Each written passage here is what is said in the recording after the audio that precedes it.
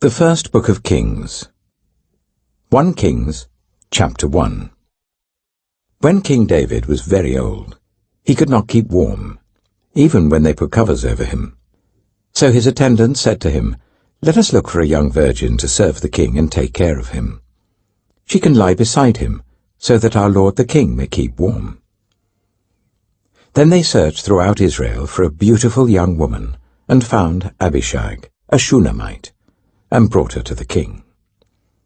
The woman was very beautiful. She took care of the king and waited on him, but the king had no sexual relations with her. Now Adonijah, whose mother was Haggith, put himself forward and said, "I will be king." So he got chariots and horses ready with 50 men to run ahead of him. His father had never rebuked him by asking, "Why do you behave as you do?" He was also very handsome, and was born next after Absalom.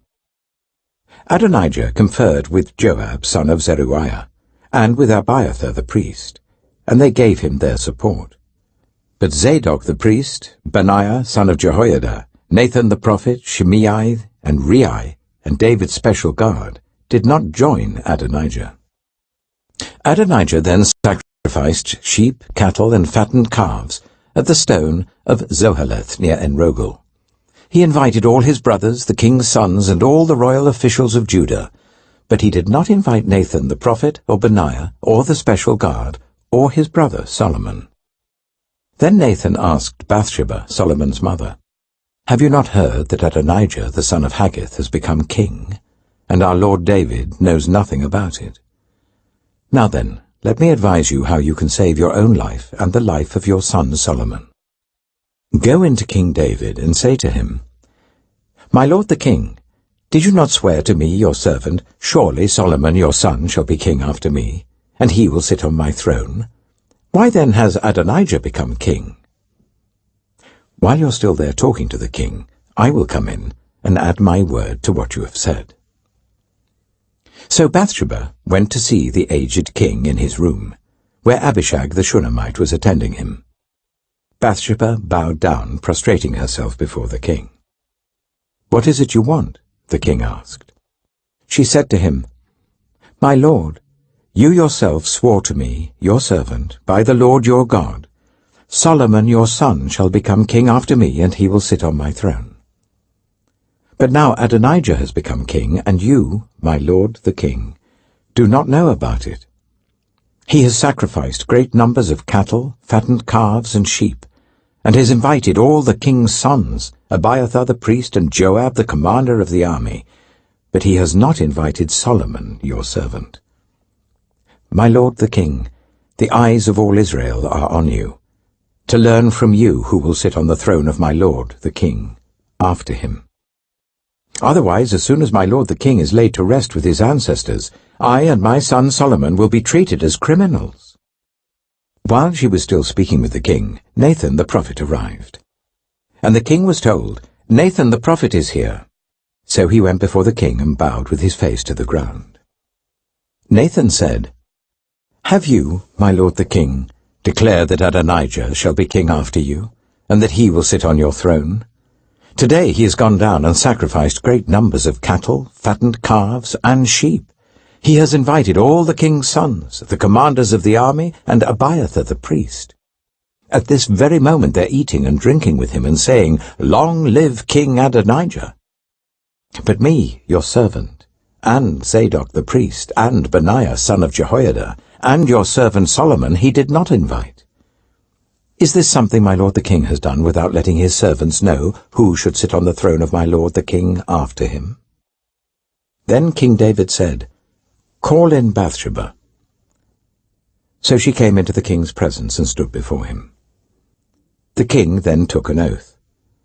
"As surely as the Lord lives, who has delivered me out of every trouble, I will surely carry out this very day what I swore to you by the Lord, the God of Israel. Solomon, your son, shall be king after me, and he will sit on my throne in my place." Then Bathsheba bowed down with her face to the ground, prostrating herself before the king, and said, "May my lord King David live forever." King David said, Call in Zadok the priest, Nathan the prophet, and Benaiah son of Jehoiada." When they came before the king, he said to them, "Take your lord's servants with you, and put Solomon my son on my mule, and take him down to Gihon. There shall Zadok the priest and Nathan the prophet anoint him king over Israel. Blow the trumpet and shout, 'Long live King Solomon!' Then you are to go up with him, and he is to come and sit on my throne and reign in my place. I have appointed him ruler over Israel and Judah." Benaiah, son of Jehoiada, answered the king, "Amen. May the Lord, the God of my lord the king, so declare it. As the Lord was with my lord the king, so may he be with Solomon to make his throne even greater than the throne of my lord King David." So Zadok the priest, Nathan the prophet, Benaiah son of Jehoiada, the Kerethites and the Pelethites went down and put Solomon on King David's mule, and they escorted him to Gihon. Zadok the priest took the horn of oil from the sacred tent and anointed Solomon. Then they sounded the trumpet, and all the people shouted, "Long live King Solomon!" And all the people went up after him, playing pipes and rejoicing greatly, so that the ground shook with the sound. Adonijah and all the guests who were with him heard it as they were finishing their feast. On hearing the sound of the trumpet, Joab asked, "What's the meaning of all the noise in the city?" Even as he was speaking, Jonathan, son of Abiathar the priest, arrived. Adonijah said, "Come in. A worthy man like you must be bringing good news." "Not at all," Jonathan answered. "Our lord King David has made Solomon king. The king has sent with him Zadok the priest, Nathan the prophet, Benaiah son of Jehoiada, the Kerethites and the Pelethites, and they have put him on the king's mule, and Zadok the priest and Nathan the prophet have anointed him king at Gihon. From there they have gone up cheering, and the city resounds with it. That's the noise you hear. Moreover, Solomon has taken his seat on the royal throne. Also, the royal officials have come to congratulate our lord King David, saying, 'May your God make Solomon's name more famous than yours, and his throne greater than yours.' And the king bowed in worship on his bed and said, 'Praise be to the Lord, the God of Israel, who has allowed my eyes to see a successor on my throne today.'" At this, all Adonijah's guests rose in alarm and dispersed. But Adonijah, in fear of Solomon, went and took hold of the horns of the altar. Then Solomon was told, "Adonijah is afraid of King Solomon and is clinging to the horns of the altar. He says, 'Let King Solomon swear to me today that he will not put his servant to death with the sword.'" Solomon replied, "If he shows himself to be worthy, not a hair of his head will fall to the ground. But if evil is found in him, he will die." Then King Solomon sent men, and they brought him down from the altar. And Adonijah came and bowed down to King Solomon, and Solomon said, "Go to your home." 1 Kings chapter 2. When the time drew near for David to die, he gave a charge to Solomon his son. "I am about to go the way of all the earth," he said. "So be strong, act like a man, and observe what the Lord your God requires. Walk in obedience to him, and keep his decrees and commands, his laws and regulations, as written in the law of Moses. Do this so that you may prosper in all you do and wherever you go, and that the Lord may keep his promise to me. If your descendants watch how they live, and if they walk faithfully before me with all their heart and soul, you will never fail to have a successor on the throne of Israel. Now you yourself know what Joab son of Zeruiah did to me, what he did to the 2 commanders of Israel's armies, Abner son of Ner and Amasa son of Jether. He killed them, shedding their blood in peacetime as if in battle, and with that blood he stained the belt around his waist and the sandals on his feet. Deal with him according to your wisdom, but do not let his grey head go down to the grave in peace. But show kindness to the sons of Barzillai of Gilead, and let them be among those who eat at your table. They stood by me when I fled from your brother Absalom. And remember, you have with you Shimei, son of Gera the Benjaminite from Bahurim, who called down bitter curses on me the day I went to Mahanaim. When he came down to meet me at the Jordan, I swore to him by the Lord, I will not put you to death by the sword. But now do not consider him innocent. You are a man of wisdom. You will know what to do to him. Bring his grey head down to the grave in blood." Then David rested with his ancestors and was buried in the city of David. He had reigned for 40 years over Israel, 7 years in Hebron and 33 in Jerusalem. So Solomon sat on the throne of his father David, and his rule was firmly established.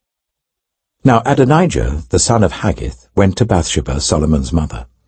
Bathsheba asked him, "Do you come peacefully?" He answered, "Yes, peacefully."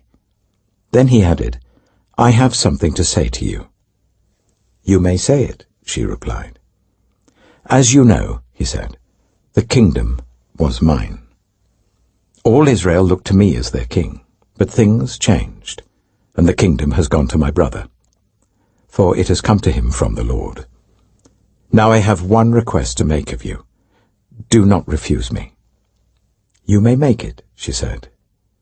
So he continued, "Please ask King Solomon, he will not refuse you, to give me Abishag the Shunammite as my wife." "Very well," Bathsheba replied, "I will speak to the king for you."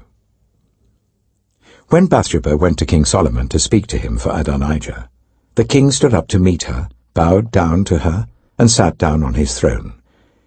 He had a throne brought for the king's mother, and she sat down at his right hand. "I have one small request to make of you," she said. "Do not refuse me." The king replied, "Make it, my mother. I will not refuse you." So she said, "Let Abishag the Shunammite be given in marriage to your brother Adonijah." King Solomon answered his mother, "Why do you request Abishag the Shunammite for Adonijah? You might as well request the kingdom for him. After all, he is my older brother. Yes, for him and for Abiathar the priest, and Joab son of Zeruiah." Then King Solomon swore by the Lord, "May God deal with me, be it ever so severely, if Adonijah does not pay with his life for this request. And now, as surely as the Lord lives, he who has established me securely on the throne of my father David, and has founded a dynasty for me as he promised, Adonijah shall be put to death today." So King Solomon gave orders to Benaiah son of Jehoiada, and he struck down Adonijah, and he died. To Abiathar the priest, the king said, "Go back to your fields in Anathoth. You deserve to die, but I will not put you to death now, because you carried the ark of the sovereign Lord before my father David, and shared all my father's hardships." So Solomon removed Abiathar from the priesthood of the Lord, fulfilling the word the Lord had spoken at Shiloh about the house of Eli. When the news reached Joab, who had conspired with Adonijah, though not with Absalom, he fled to the tent of the Lord and took hold of the horns of the altar. King Solomon was told that Joab had fled to the tent of the Lord and was beside the altar. Then Solomon ordered Benaiah son of Jehoiada, "Go, strike him down." So Benaiah entered the tent of the Lord and said to Joab, "The king says, 'Come out.'" But he answered, "No, I will die here." Benaiah reported to the king, "This is how Joab answered me." Then the king commanded Benaiah, "Do as he says.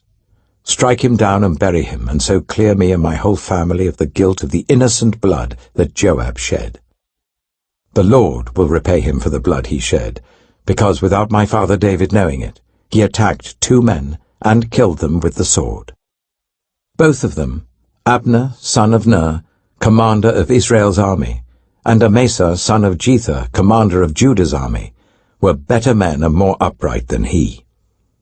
May the guilt of their blood rest on the head of Joab and his descendants forever. But on David and his descendants, his house and his throne, may there be the Lord's peace forever. So Benaiah, son of Jehoiada, went up and struck down Joab and killed him, and he was buried at his home out in the country.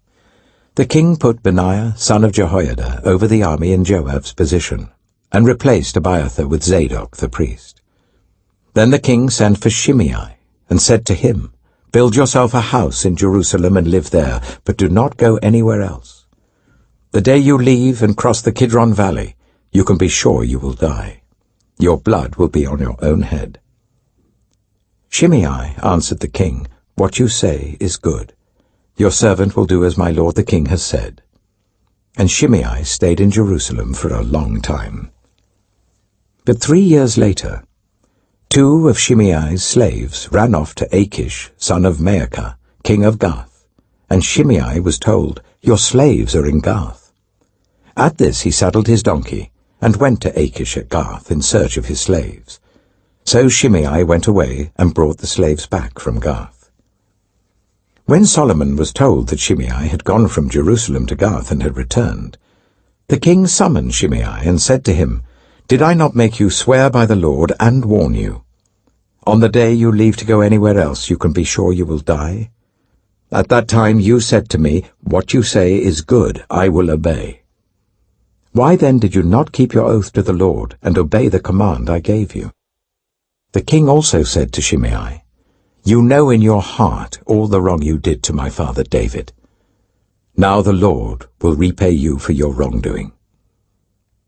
But King Solomon will be blessed, and David's throne will remain secure before the Lord forever. Then the king gave the order to Benaiah son of Jehoiada, and he went out and struck Shimei down, and he died.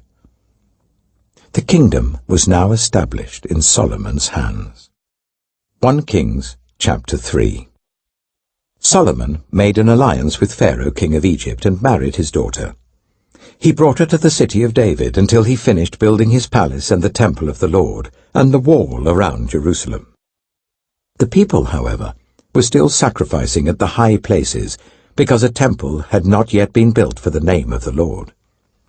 Solomon showed his love for the Lord by walking according to the instructions given him by his father David, except that he offered sacrifices and burned incense on the high places. The king went to Gibeon to offer sacrifices, for that was the most important high place, and Solomon offered 1,000 burnt offerings on that altar. At Gibeon, the Lord appeared to Solomon during the night in a dream, and God said, "Ask for whatever you want me to give you." Solomon answered, "You have shown great kindness to your servant, my father David, because he was faithful to you and righteous and upright in heart. You have continued this great kindness to him, and have given him a son to sit on his throne this very day. Now, Lord my God, you have made your servant king in place of my father David, but I am only a little child, and do not know how to carry out my duties. Your servant is here among the people you have chosen, a great people, too numerous to count or number. So give your servant a discerning heart, to govern your people, and to distinguish between right and wrong. For who is able to govern this great people of yours?" The Lord was pleased that Solomon had asked for this. So God said to him, "Since you have asked for this, and not for long life, or wealth for yourself, nor have asked for the death of your enemies, but for discernment in administering justice, I will do what you have asked. I will give you a wise and discerning heart, so that there will never have been anyone like you, nor will there ever be. Moreover, I will give you what you have not asked for, both wealth and honor, so that in your lifetime you will have no equal among kings. And if you walk in obedience to me and keep my decrees and commands as David your father did, I will give you a long life." Then Solomon awoke, and he realized it had been a dream. He returned to Jerusalem, stood before the ark of the Lord's covenant, and sacrificed burnt offerings and fellowship offerings. Then he gave a feast for all his court. Now 2 prostitutes came to the king and stood before him. One of them said, "Pardon me, my lord. This woman and I live in the same house. I had a baby while she was there with me. The 3rd day after my child was born, this woman also had a baby. We were alone. There was no one in the house but the 2 of us. During the night, this woman's son died because she lay on him. So she got up in the middle of the night and took my son from my side while I, your servant, was asleep. She put him by her breast and put her dead son by my breast. The next morning I got up to nurse my son, and he was dead. But when I looked at him closely in the morning light, I saw that it wasn't the son I had borne." The other woman said, "No, the living one is my son, the dead one is yours." But the first one insisted, "No, the dead one is yours, the living one is mine." And so they argued before the king. The king said, "This one says, 'My son is alive and your son is dead,' while that one says, 'No, your son is dead and mine is alive.'" Then the king said, "Bring me a sword." So they brought a sword for the king. He then gave an order, "Cut the living child in 2, and give half to one and half to the other." The woman, whose son was alive, was deeply moved out of love for her son, and said to the king, "Please, my lord, give her the living baby. Don't kill him." But the other said, "Neither I nor you shall have him. Cut him in 2. Then the king gave his ruling. "Give the living baby to the first woman. Do not kill him. She is his mother." When all Israel heard the verdict the king had given, they held the king in awe, because they saw that he had wisdom from God to administer justice. 1 Kings chapter 4. So King Solomon ruled over all Israel, and these were his chief officials: Azariah, son of Zadok the priest; Elihoreph and Ahijah, sons of Shisha, secretaries; Jehoshaphat, son of Elihud, recorder; Benaiah, son of Jehoiada, commander-in-chief; Zadok and Abiathar, priests; Azariah, son of Nathan, in charge of the district governors; Zabud, son of Nathan, a priest and adviser to the king; Ahisha, palace administrator; Adoniram, son of Abda, in charge of forced labor. Solomon had 12 district governors over all Israel, who supplied provisions for the king and the royal household. Each one had to provide supplies for 1 month in the year. These are their names: Ben-Hur, in the hill country of Ephraim; Ben-Deka, in Makaz, Shaalbim, Bethshemesh, and Elon Bethhanan; Ben-Hesed, in Aruboth; Soko and all the land of Hepher was his; Ben-Abinadab, in Naphoth Dor. He was married to Taphar, daughter of Solomon; Baana, son of Ahilud, in Taanach and Megiddo, and in all of Beth-Shan, next to Zarathan below Jezreel, from Beth-Shan to Abel-Maholah, across to Jokmeam; Ben-Jeba, in Ramoth-Gilead. The settlements of Jair, son of Manasseh in Gilead, were his, as well as the region of Argob in Bashan, and its 60 large walled cities with bronze gate bars; Ahinadab, son of Iddo, in Mahanaim; Ahimaaz, in Naphtali.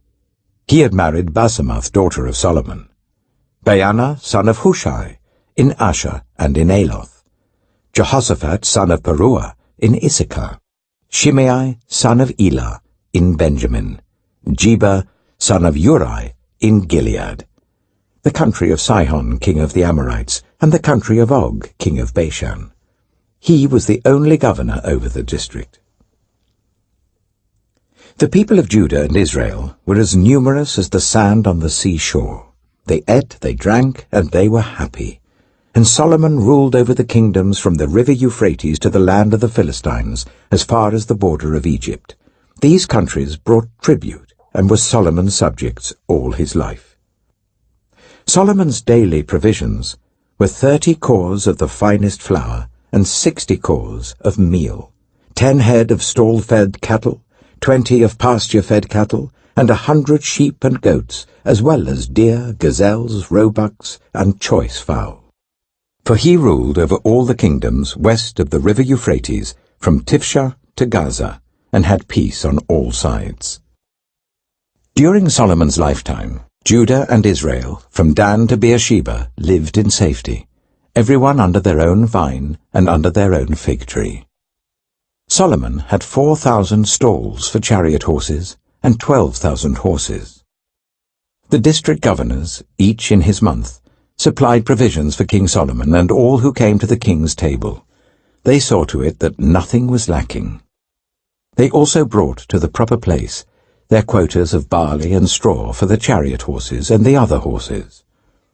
God gave Solomon wisdom and very great insight, and a breadth of understanding as measureless as the sand on the seashore. Solomon's wisdom was greater than the wisdom of all the people of the East, and greater than all the wisdom of Egypt. He was wiser than anyone else, including Ethan the Ezrahite, wiser than Heman, Calcol, and Dada, the sons of Mahol. And his fame spread to all the surrounding nations. He spoke 3,000 proverbs, and his songs numbered 1,005. He spoke about plant life, from the cedar of Lebanon to the hyssop that grows out of walls. He also spoke about animals and birds, reptiles and fish. From all nations people came to listen to Solomon's wisdom, sent by all the kings of the world who had heard of his wisdom. 1 Kings chapter 5. When Hiram, king of Tyre, heard that Solomon had been anointed king to succeed his father David, he sent his envoys to Solomon, because he had always been on friendly terms with David. Solomon sent back this message to Hiram. You know that because of the wars waged against my father David from all sides, he could not build a temple for the name of the Lord his God until the Lord put his enemies under his feet. But now the Lord my God has given me rest on every side, and there is no adversary or disaster. I intend therefore to build a temple for the name of the Lord my God, as the Lord told my father David when he said, Your son, whom I will put on the throne in your place, will build the temple for my name. So give orders that cedars of Lebanon be cut for me. My men will work with yours, and I will pay you for your men whatever wages you set. You know that we have no one so skilled in felling timber as the Sidonians. When Hiram heard Solomon's message, he was greatly pleased, and said, Praise be to the Lord today, for he has given David a wise son to rule over this great nation. So Hiram sent word to Solomon, I have received the message you sent me, and will do all you want in providing the cedar and the juniper logs. My men will haul them down from Lebanon to the Mediterranean Sea, and I will float them as rafts by sea to the place you specify. There I will separate them, and you can take them away. And you are to grant my wish by providing food for my royal household. In this way, Hiram kept Solomon supplied with all the cedar and juniper logs he wanted, and Solomon gave Hiram 20,000 cores of wheat as food for his household, in addition to 20,000 baths of pressed olive oil. Solomon continued to do this for Hiram year after year. The Lord gave Solomon wisdom, just as he had promised him. There were peaceful relations between Hiram and Solomon, and the two of them made a treaty. King Solomon conscripted laborers from all Israel, 30,000 men. He sent them off to Lebanon in shifts of 10,000 a month, so that they spent 1 month in Lebanon and 2 months at home. Adoniram was in charge of the forced labor. Solomon had 70,000 carriers and 80,000 stonecutters in the hills, as well as 3,300 foremen who supervised the project and directed the workers. At the king's command, they removed from the quarry large blocks of high-grade stone to provide a foundation of dressed stone for the temple. The craftsmen of Solomon and Hiram and workers from Byblos cut and prepared the timber and stone for the building of the temple. 1 Kings chapter 6. In the 480th year after the Israelites came out of Egypt, in the 4th year of Solomon's reign over Israel, in the month of Ziv, the 2nd month, he began to build the temple of the Lord. The temple that King Solomon built for the Lord was 60 cubits long, 20 wide, and 30 high. The portico at the front of the main hall of the temple extended the width of the temple, that is 20 cubits, and projected 10 cubits from the front of the temple. He made narrow windows high up in the temple walls. Against the walls of the main hall and inner sanctuary, he built a structure around the building in which there were side rooms. The lowest floor was 5 cubits wide, the middle floor 6 cubits, and the third floor 7. He made offset ledges around the outside of the temple so that nothing would be inserted into the temple walls. In building the temple, only blocks dressed at the quarry were used, and no hammer, chisel, or any other iron tool was heard at the temple site while it was being built. The entrance to the lowest floor was on the south side of the temple. A stairway led up to the middle level, and from there to the third. So he built the temple and completed it, roofing it with beams and cedar planks. And he built the side rooms all along the temple. The height of each was 5 cubits, and they were attached to the temple by beams of cedar. The word of the Lord came to Solomon. As for this temple you are building, if you follow my decrees, observe my laws, and keep all my commands and obey them, I will fulfill through you the promise I gave to David your father, and I will live among the Israelites and will not abandon my people Israel. So Solomon built the temple and completed it. He lined its interior walls with cedar boards, paneling them from the floor of the temple to the ceiling, and covered the floor of the temple with planks of juniper. He partitioned off 20 cubits at the rear of the temple with cedar boards from floor to ceiling to form within the temple an inner sanctuary, the most holy place. The main hall in front of this room was 40 cubits long. The inside of the temple was cedar, carved with gourds and open flowers. Everything was cedar. No stone was to be seen. He prepared the inner sanctuary within the temple to set the Ark of the Covenant of the Lord there. The inner sanctuary was 20 cubits long, 20 wide, and 20 high. He overlaid the inside with pure gold, and he also overlaid the altar of cedar.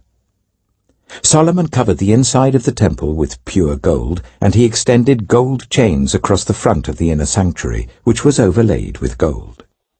So he overlaid the whole interior with gold. He also overlaid with gold the altar that belonged to the inner sanctuary. For the inner sanctuary, he made a pair of cherubim out of olive wood, each 10 cubits high. One wing of the first cherub was 5 cubits long, and the other wing 5 cubits, 10 cubits from wingtip to wingtip. The second cherub also measured 10 cubits, for the 2 cherubim were identical in size and shape. The height of each cherub was 10 cubits. He placed the cherubim inside the innermost room of the temple with their wings spread out. The wing of one cherub touched one wall, while the wing of the other touched the other wall, and their wings touched each other in the middle of the room. He overlaid the cherubim with gold. On the walls all round the temple, in both the inner and the outer rooms, he carved cherubim, palm trees, and open flowers. He also covered the floors of both the inner and outer rooms of the temple with gold. For the entrance to the inner sanctuary, he made doors out of olive wood that were 1/5 of the width of the sanctuary. And on the 2 olive wood doors he carved cherubim, palm trees, and open flowers, and overlaid the cherubim and palm trees with hammered gold. In the same way, for the entrance to the main hall, he made door frames out of olive wood that were 1/4 of the width of the hall. He also made 2 doors out of juniper wood, each having 2 leaves that turned in sockets. He carved cherubim, palm trees, and open flowers on them, and overlaid them with gold, hammered evenly over the carvings. And he built the inner courtyard of 3 courses of dressed stone and 1 course of trimmed cedar beams. The foundation of the temple of the Lord was laid in the 4th year, in the month of Ziv. In the 11th year, in the month of Bul, the 8th month, the temple was finished in all its details according to its specifications. He had spent 7 years building it. 1 Kings chapter 7. It took Solomon 13 years, however, to complete the construction of his palace. He built the palace of the forest of Lebanon, 100 cubits long, 50 wide, and 30 high, with 4 rows of cedar columns supporting trimmed cedar beams. It was roofed with cedar above the beams that rested on the columns, 45 beams, 15 to a row. Its windows were placed high in sets of 3, facing each other. All the doorways had rectangular frames. They were in the front part in sets of 3, facing each other. He made a colonnade, 50 cubits long and 30 wide.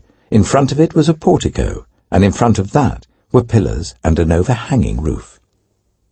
He built the throne hall, the hall of justice, where he was to judge, and he covered it with cedar from floor to ceiling. And the palace in which he was to live, set farther back, was similar in design. Solomon also made a palace like this hall for Pharaoh's daughter, whom he had married. All these structures, from the outside to the great courtyard and from foundation to eaves, were made of blocks of high-grade stone cut to size and smoothed on their inner and outer faces. The foundations were laid with large stones of good quality, some measuring 10 cubits and some 8. Above were high-grade stones cut to size and cedar beams. The great courtyard was surrounded by a wall of 3 courses of dressed stone and 1 course of trimmed cedar beams, as was the inner courtyard of the temple of the Lord with its portico. King Solomon sent to Tyre and brought Huram, whose mother was a widow from the tribe of Naphtali, and whose father was from Tyre and a skilled craftsman in bronze. Huram was filled with wisdom, with understanding, and with knowledge to do all kinds of bronze work. He came to King Solomon and did all the work assigned to him. He cast 2 bronze pillars, each 18 cubits high and 12 cubits in circumference. He also made 2 capitals of cast bronze to set on the tops of the pillars. Each capital was 5 cubits high. A network of interwoven chains adorned the capitals on top of the pillars, 7 for each capital. He made pomegranates in 2 rows encircling each network to decorate the capitals on top of the pillars. He did the same for each capital. The capitals on top of the pillars in the portico were in the shape of lilies, 4 cubits high. On the capitals of both pillars, above the bowl-shaped part next to the network, were the 200 pomegranates in rows all round. He erected the pillars at the portico of the temple. The pillar to the south he named Jachin, and the one to the north, Boaz. The capitals on top were in the shape of lilies, and so the work on the pillars was completed. He made the sea of cast metal, circular in shape, measuring 10 cubits from rim to rim and 5 cubits high. It took a line of 30 cubits to measure round it. Below the rim, gourds encircled it, 10 to a cubit. The gourds were cast in 2 rows, in one piece with the sea.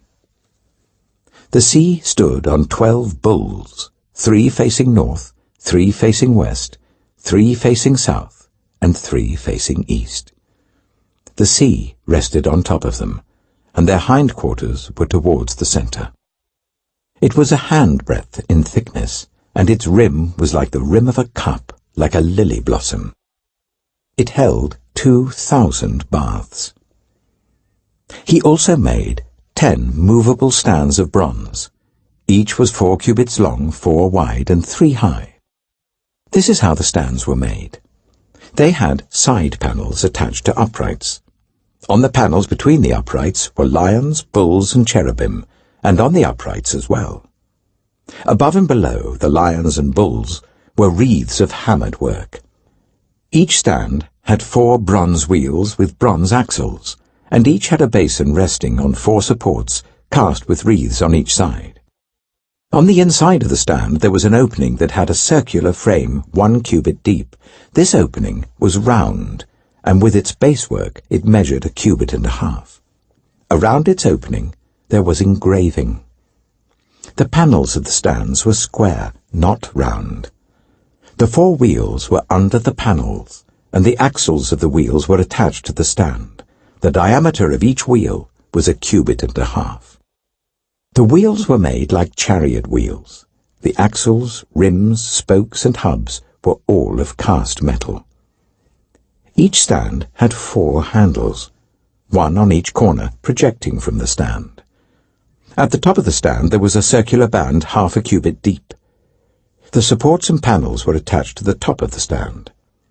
He engraved cherubim, lions, and palm trees on the surfaces of the supports and on the panels in every available space, with wreaths all round. This is the way he made the 10 stands. They were all cast in the same moulds and were identical in size and shape. He then made 10 bronze basins, each holding 40 baths and measuring 4 cubits across, 1 basin to go on each of the 10 stands. He placed 5 of the stands on the south side of the temple and 5 on the north. He placed the sea on the south side, at the southeast corner of the temple. He also made the pots and shovels and sprinkling bowls. So Huram finished all the work he had undertaken for King Solomon in the temple of the Lord. The 2 pillars, the 2 bowl-shaped capitals on top of the pillars, the 2 sets of network decorating the 2 bowl-shaped capitals on top of the pillars, the 400 pomegranates for the 2 sets of network, 2 rows of pomegranates for each network decorating the bowl-shaped capitals on top of the pillars, the 10 stands with their 10 basins, the sea and the 12 bowls under it, the pots, shovels, and sprinkling bowls. All these objects that Huram made for King Solomon for the temple of the Lord were of burnished bronze. The king had them cast in clay moulds in the plain of the Jordan between Succoth and Zarethan. Solomon left all these things unweighed, because there were so many. The weight of the bronze was not determined.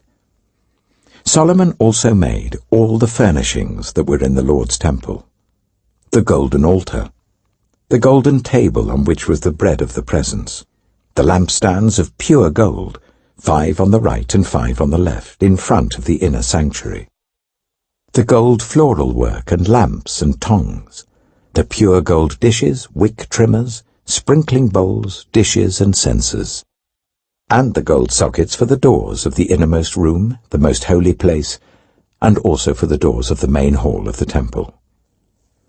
When all the work King Solomon had done for the temple of the Lord was finished, he brought in the things his father David had dedicated, the silver and gold and the furnishings, and he placed them in the treasuries of the Lord's temple.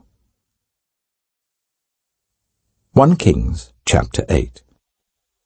Then King Solomon summoned into his presence at Jerusalem the elders of Israel, all the heads of the tribes, and the chiefs of the Israelite families, to bring up the ark of the Lord's covenant from Zion, the city of David. All the Israelites came together to King Solomon at the time of the festival in the month of Ethanim, the 7th month.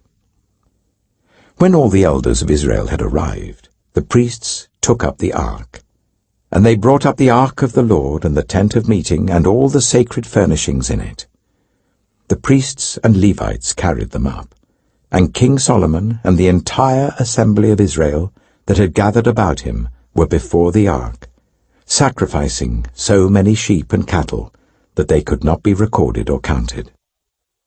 The priests then brought the ark of the Lord's covenant to its place in the inner sanctuary of the temple, the most holy place, and put it beneath the wings of the cherubim.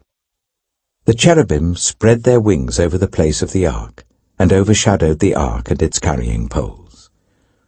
These poles were so long that their ends could be seen from the holy place in front of the inner sanctuary, but not from outside the holy place, and they are still there today. There was nothing in the ark except the 2 stone tablets that Moses had placed in it at Horeb, where the Lord made a covenant with the Israelites after they came out of Egypt. When the priests withdrew from the holy place, the cloud filled the temple of the Lord, and the priests could not perform their service because of the cloud, for the glory of the Lord filled his temple. Then Solomon said, "The Lord has said that he would dwell in a dark cloud. I have indeed built a magnificent temple for you, a place for you to dwell forever." While the whole assembly of Israel was standing there, the king turned round and blessed them. Then he said, "Praise be to the Lord, the God of Israel, who with his own hand has fulfilled what he promised with his own mouth to my father David. For he said, 'Since the day I brought my people Israel out of Egypt, I have not chosen a city in any tribe of Israel to have a temple built, so that my name might be there. But I have chosen David to rule my people Israel.' My father David had it in his heart to build a temple for the name of the Lord, the God of Israel. But the Lord said to my father David, 'You did well to have it in your heart to build a temple for my name. Nevertheless, you are not the one to build the temple, but your son, your own flesh and blood. He is the one who will build the temple for my name.' The Lord has kept the promise he made. I have succeeded David my father, and now I sit on the throne of Israel, just as the Lord promised, and I have built the temple for the name of the Lord, the God of Israel. I have provided a place there for the ark, in which is the covenant of the Lord that he made with our ancestors when he brought them out of Egypt." Then Solomon stood before the altar of the Lord in front of the whole assembly of Israel, spread out his hands towards heaven, and said, "Lord, the God of Israel, there is no God like you in heaven above or on earth below. You who keep your covenant of love with your servants, who continue wholeheartedly in your way. You have kept your promise to your servant David my father. With your mouth you have promised, and with your hand you have fulfilled it, as it is today. Now, Lord, the God of Israel, keep for your servant David my father the promises you made to him when you said, 'You shall never fail to have a successor to sit before me on the throne of Israel, if only your descendants are careful in all they do to walk before me faithfully as you have done.' And now, God of Israel, let your word that you promised your servant David my father come true. But will God really dwell on earth? The heavens, even the highest heaven, cannot contain you. How much less this temple I have built? Yet give attention to your servant's prayer and his plea for mercy, Lord my God. Hear the cry and the prayer that your servant is praying in your presence this day.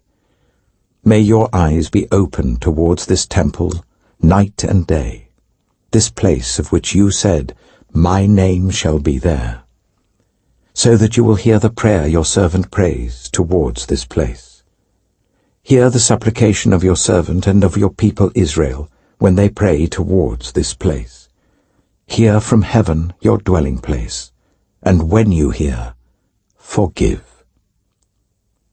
When anyone wrongs their neighbor and is required to take an oath, and they come and swear the oath before your altar in this temple, then hear from heaven and act.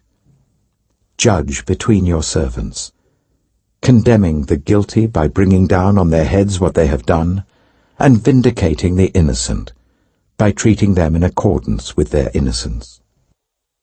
When your people Israel have been defeated by an enemy because they have sinned against you, and when they turn back to you and give praise to your name, praying and making supplication to you in this temple, then hear from heaven and forgive the sin of your people Israel, and bring them back to the land you gave to their ancestors. When the heavens are shut up, and there is no rain because your people have sinned against you, and when they pray towards this place and give praise to your name and turn from their sin because you have afflicted them, then hear from heaven and forgive the sin of your servants, your people Israel. Teach them the right way to live, and send rain on the land you gave your people for an inheritance. When famine or plague comes to the land, or blight or mildew, locusts or grasshoppers, or when an enemy besieges them in any of their cities, whatever disaster or disease may come, And when a prayer or plea is made by anyone among your people Israel, being aware of the afflictions of their own hearts, and spreading out their hands towards this temple, then hear from heaven, your dwelling place. Forgive and act.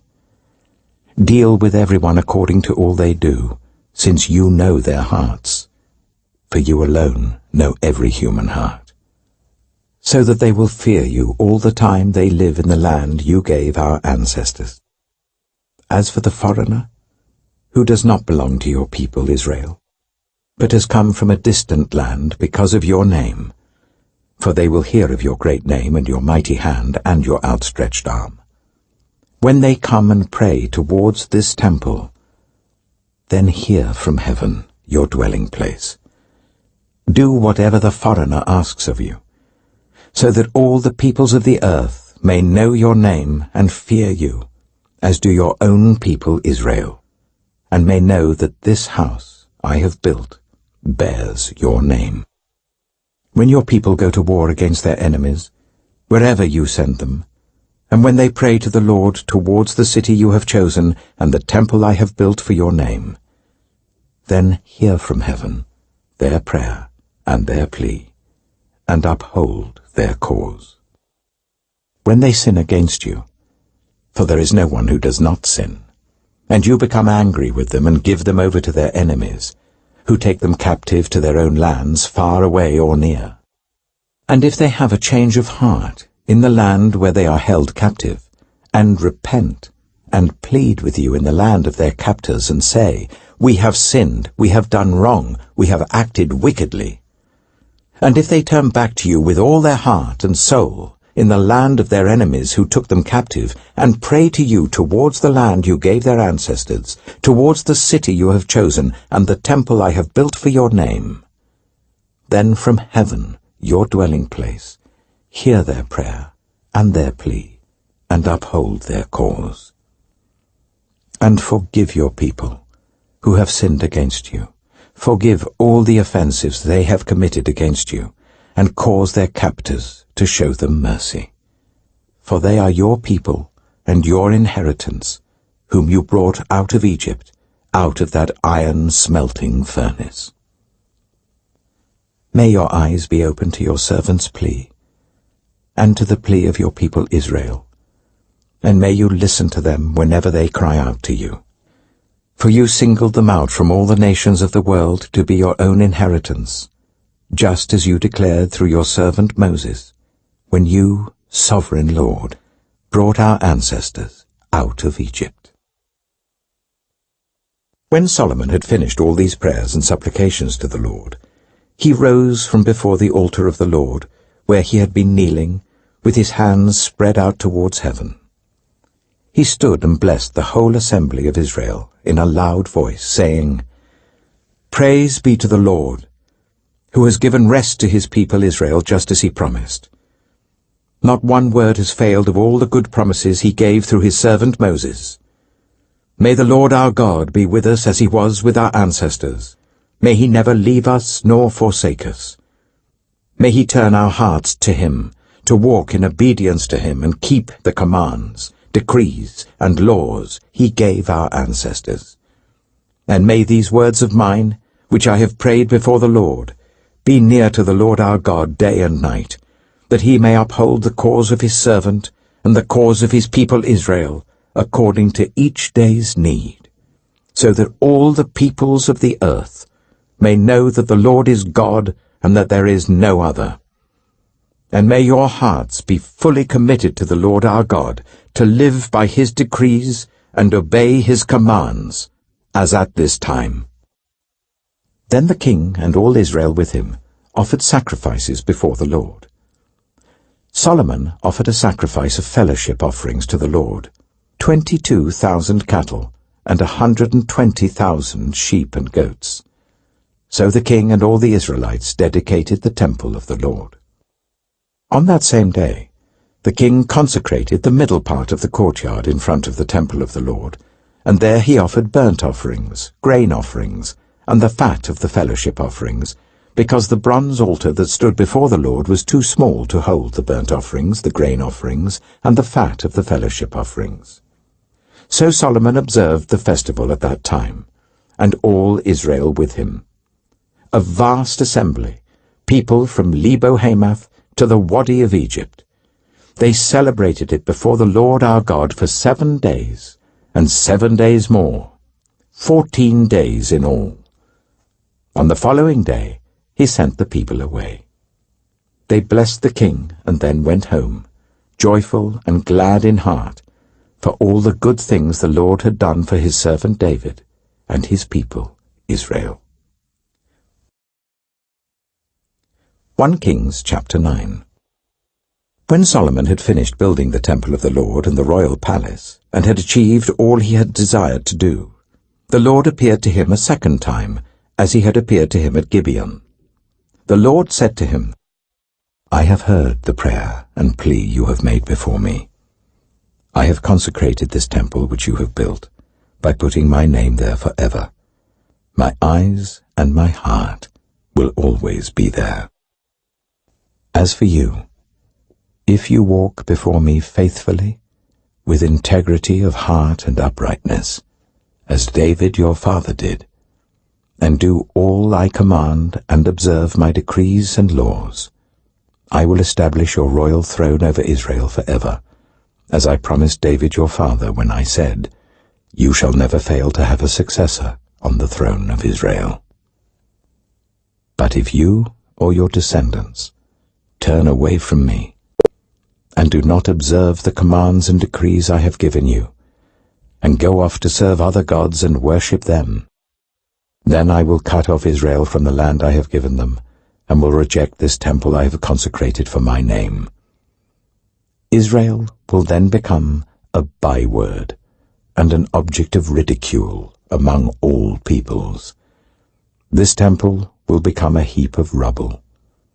All who pass by will be appalled and will scoff and say, Why has the Lord done such a thing to this land and to this temple?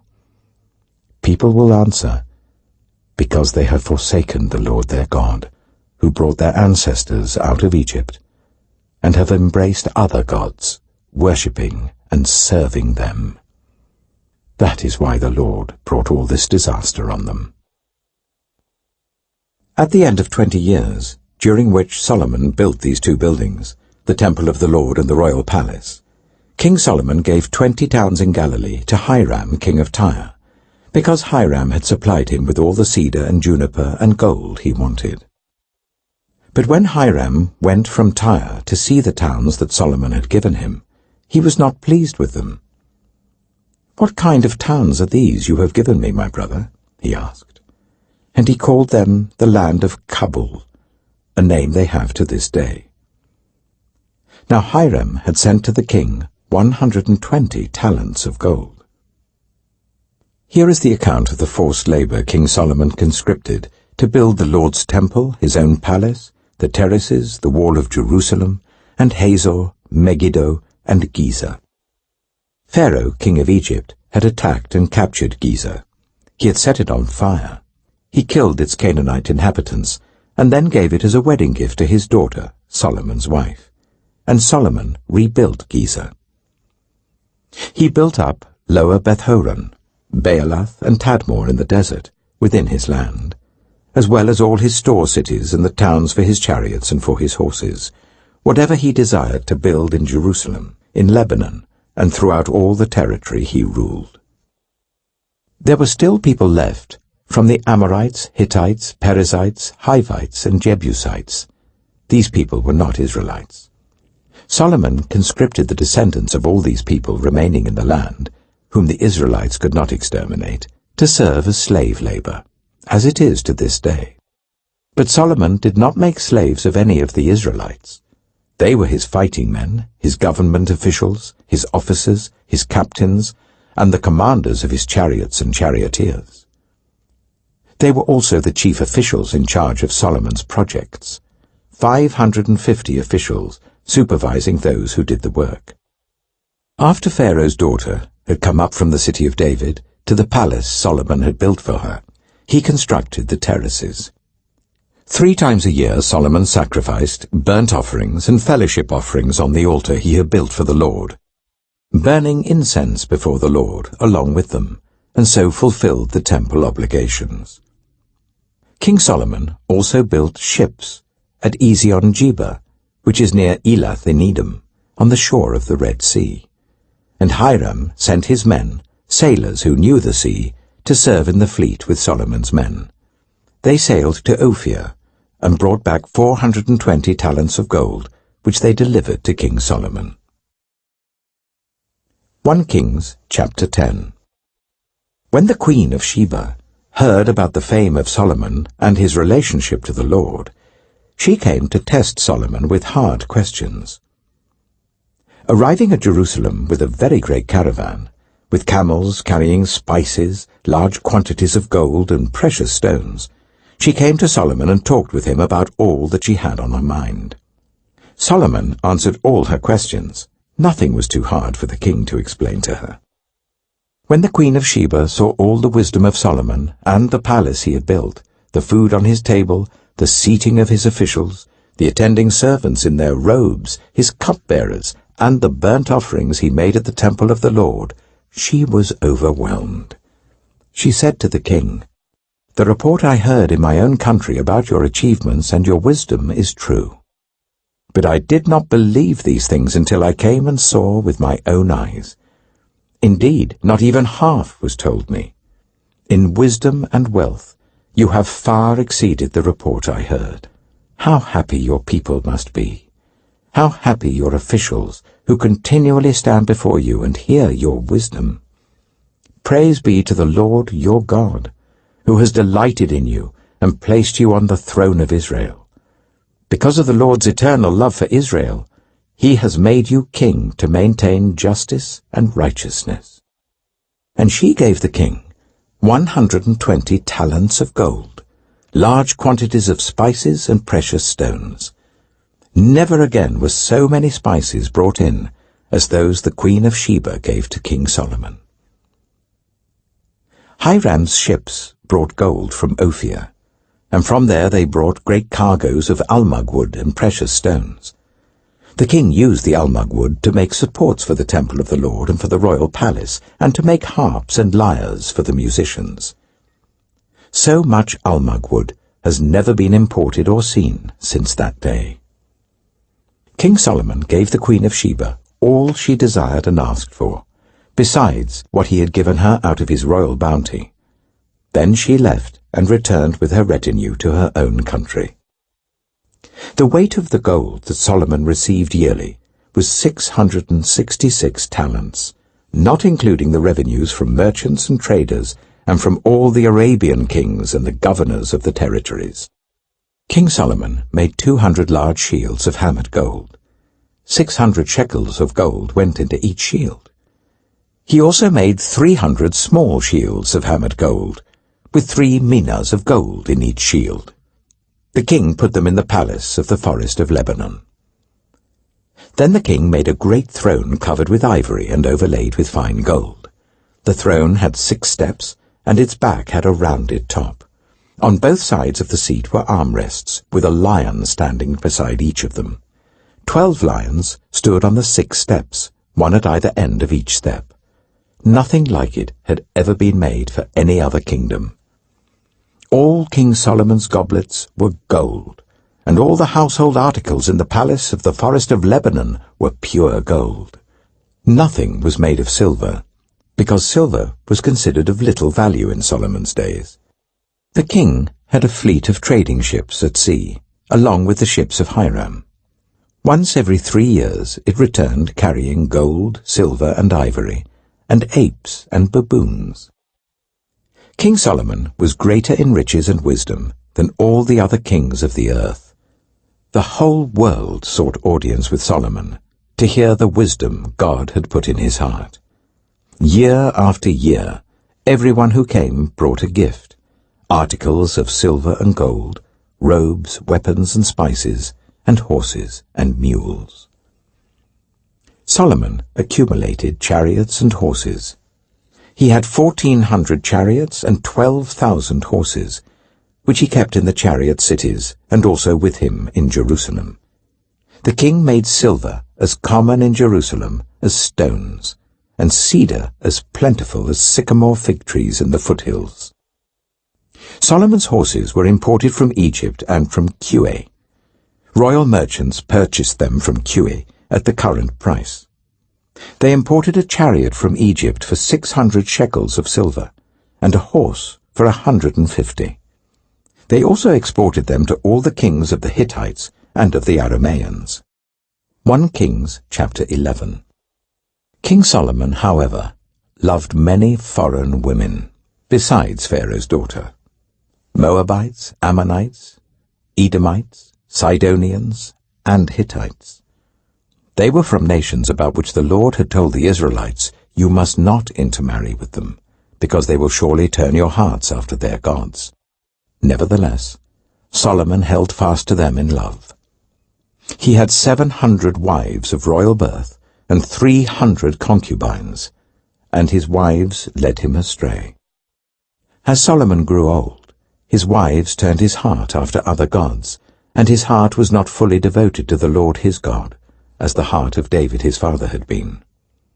He followed Ashtoreth, the goddess of the Sidonians, and Molech, the detestable god of the Ammonites. So Solomon did evil in the eyes of the Lord. He did not follow the Lord completely, as David his father had done. On a hill east of Jerusalem, Solomon built a high place for Chemosh, the detestable god of Moab, and for Molech, the detestable god of the Ammonites.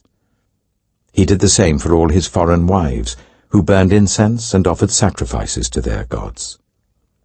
The Lord became angry with Solomon because his heart had turned away from the Lord, the God of Israel, who had appeared to him twice. Although he had forbidden Solomon to follow other gods, Solomon did not keep the Lord's command. So the Lord said to Solomon, "Since this is your attitude, and you have not kept my covenant and my decrees, which I commanded you, I will most certainly tear the kingdom away from you and give it to one of your subordinates. Nevertheless, for the sake of David your father, I will not do it during your lifetime. I will tear it out of the hand of your son. Yet I will not tear the whole kingdom from him, but will give him one tribe for the sake of David my servant, and for the sake of Jerusalem, which I have chosen."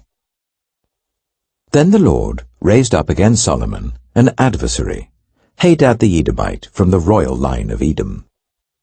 Earlier, when David was fighting with Edom, Joab, the commander of the army, who had gone up to bury the dead, had struck down all the men in Edom. Joab and all the Israelites stayed there for 6 months, until they had destroyed all the men in Edom. But Hadad, still only a boy, fled to Egypt with some Edomite officials who had served his father. They set out from Midian and went to Paran. Then, taking people from Paran with them, they went to Egypt, to Pharaoh, king of Egypt, who gave Hadad a house and land and provided him with food.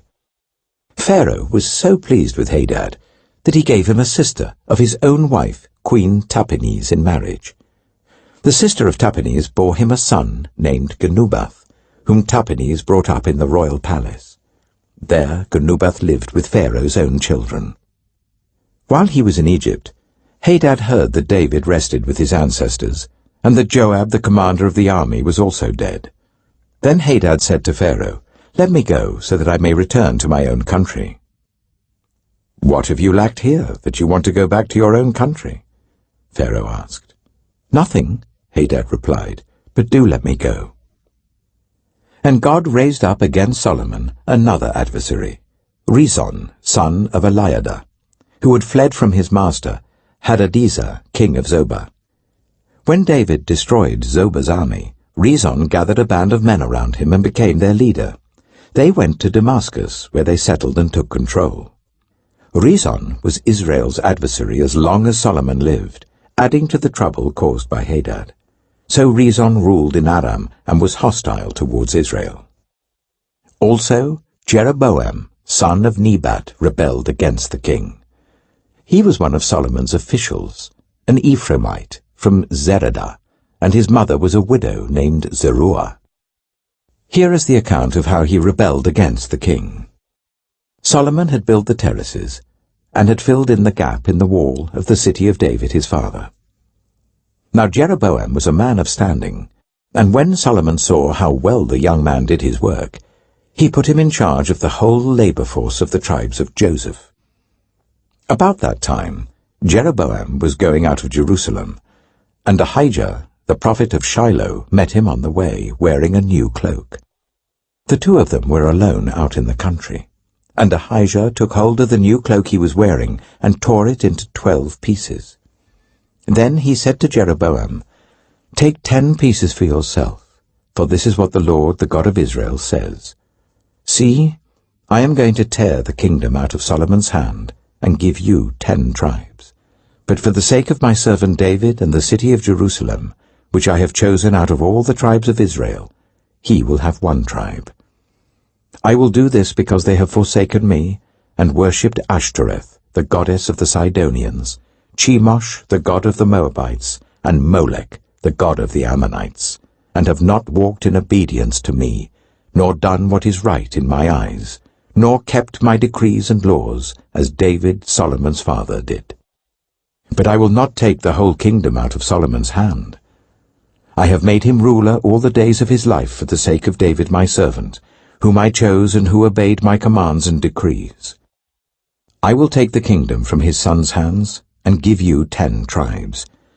I will give 1 tribe to his son, so that David my servant may always have a lamp before me in Jerusalem, the city where I chose to put my name. However, as for you, I will take you, and you will rule over all that your heart desires. You will be king over Israel. If you do whatever I command you, and walk in obedience to me, and do what is right in my eyes by obeying my decrees and commands, as David my servant did, I will be with you. I will build you a dynasty as enduring as the one I built for David, and will give Israel to you. I will humble David's descendants because of this, but not forever." Solomon tried to kill Jeroboam, but Jeroboam fled to Egypt, to Shishak the king, and stayed there until Solomon's death. As for the other events of Solomon's reign, all he did and the wisdom he displayed, are they not written in the book of the Annals of Solomon? Solomon reigned in Jerusalem over all Israel for 40 years. Then he rested with his ancestors and was buried in the city of David his father. And Rehoboam his son succeeded him as king. 1 Kings chapter 12.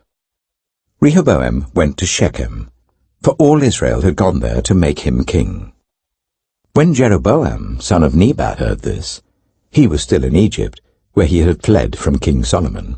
He returned from Egypt.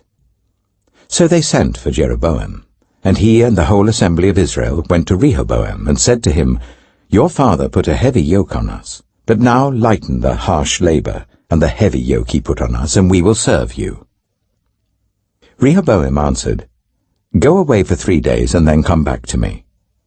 So the people went away. Then King Rehoboam consulted the elders who had served his father Solomon during his lifetime. "How would you advise me to answer these people?" he asked. They replied, "If today you will be a servant to these people and serve them and give them a favorable answer, they will always be your servants." But Rehoboam rejected the advice the elders gave him and consulted the young men who had grown up with him and who were serving him.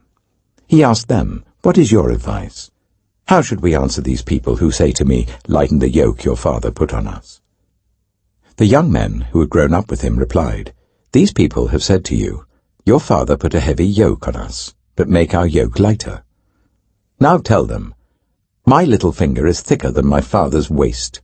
My father laid on you a heavy yoke, I will make it even heavier. My father scourged you with whips, I will scourge you with scorpions." 3 days later, Jeroboam and all the people returned to Rehoboam, as the king had said, "Come back to me in 3 days." The king answered the people harshly, rejecting the advice given him by the elders. He followed the advice of the young men and said, "My father made your yoke heavy, I will make it even heavier. My father scourged you with whips, I will scourge you with scorpions." So the king did not listen to the people, for this turn of events was from the Lord, to fulfill the word the Lord had spoken to Jeroboam son of Nebat through Ahijah the Shilonite. When all Israel saw that the king refused to listen to them, they answered the king, "What share do we have in David? What part in Jesse's son? To your tents, Israel! Look after your own house, David." So the Israelites went home. But as for the Israelites who were living in the towns of Judah, Rehoboam still ruled over them. King Rehoboam sent out Adoniram, who was in charge of forced labor, but all Israel stoned him to death. King Rehoboam, however, managed to get into his chariot and escape to Jerusalem. So Israel has been in rebellion against the house of David to this day. When all the Israelites heard that Jeroboam had returned, they sent and called him to the assembly and made him king over all Israel. Only the tribe of Judah remained loyal to the house of David. When Rehoboam arrived in Jerusalem, he mustered all Judah and the tribe of Benjamin, 180,000 able young men, to go to war against Israel and to regain the kingdom for Rehoboam son of Solomon. But this word of God came to Shemaiah the man of God. "Say to Rehoboam son of Solomon king of Judah, to all Judah and Benjamin, and to the rest of the people, this is what the Lord says. Do not go up to fight against your brothers, the Israelites. Go home, every one of you, for this is my doing." So they obeyed the word of the Lord and went home again, as the Lord had ordered. Then Jeroboam fortified Shechem in the hill country of Ephraim and lived there. From there he went out and built up Peniel. Jeroboam thought to himself, "The kingdom is now likely to revert to the house of David. If these people go up to offer sacrifices at the temple of the Lord in Jerusalem, they will again give their allegiance to their lord, Rehoboam king of Judah. They will kill me and return to King Rehoboam." After seeking advice, the king made 2 golden calves. He said to the people, "It is too much for you to go up to Jerusalem. Here are your gods, Israel, who brought you up out of Egypt." One he set up in Bethel, and the other in Dan. And this thing became a sin. The people came to worship the one at Bethel, and went as far as Dan to worship the other. Jeroboam built shrines on high places, and appointed priests from all sorts of people, even though they were not Levites. He instituted a festival on the 15th day of the 8th month, like the festival held in Judah, and offered sacrifices on the altar. This he did in Bethel, sacrificing to the calves he had made. And at Bethel he also installed priests at the high places he had made. On the 15th day of the 8th month, a month of his own choosing, he offered sacrifices on the altar he had built at Bethel. So he instituted the festival for the Israelites and went up to the altar to make offerings. 1 Kings chapter 13. By the word of the Lord, a man of God came from Judah to Bethel, as Jeroboam was standing by the altar to make an offering. By the word of the Lord he cried out against the altar, "Altar! Altar! This is what the Lord says. A son named Josiah will be born to the house of David. On you he will sacrifice the priests of the high places who make offerings here, and human bones will be burned on you." That same day, the man of God gave a sign. "This is the sign the Lord has declared. The altar will be split apart, and the ashes on it will be poured out." When King Jeroboam heard what the man of God cried out against the altar at Bethel, he stretched out his hand from the altar and said, "Seize him!" But the hand he stretched out towards the man shriveled up, so that he could not pull it back. Also the altar was split apart, and its ashes poured out according to the sign given by the man of God by the word of the Lord. Then the king said to the man of God, "Intercede with the Lord your God, and pray for me that my hand may be restored." So the man of God interceded with the Lord, and the king's hand was restored, and became as it was before. The king said to the man of God, "Come home with me for a meal, and I will give you a gift." But the man of God answered the king, Even if you were to give me half your possessions, I would not go with you, nor would I eat bread or drink water here. For I was commanded by the word of the Lord, you must not eat bread or drink water or return by the way you came. So he took another road, and did not return by the way he had come to Bethel. Now there was a certain old prophet living in Bethel, whose sons came and told him all that the man of God had done there that day. They also told their father what he had said to the king. Their father asked them, which way did he go? And his sons showed him which road the man of God from Judah had taken. So he said to his sons, saddle the donkey for me. And when they had saddled the donkey for him, he mounted it, and rode after the man of God. He found him sitting under an oak tree, and asked, Are you the man of God who came from Judah? I am, he replied. So the prophet said to him, Come home with me and eat. The man of God said, I cannot turn back and go with you, nor can I eat bread or drink water with you in this place. I have been told by the word of the Lord, you must not eat bread or drink water there, or return by the way you came. The old prophet answered, I too am a prophet as you are.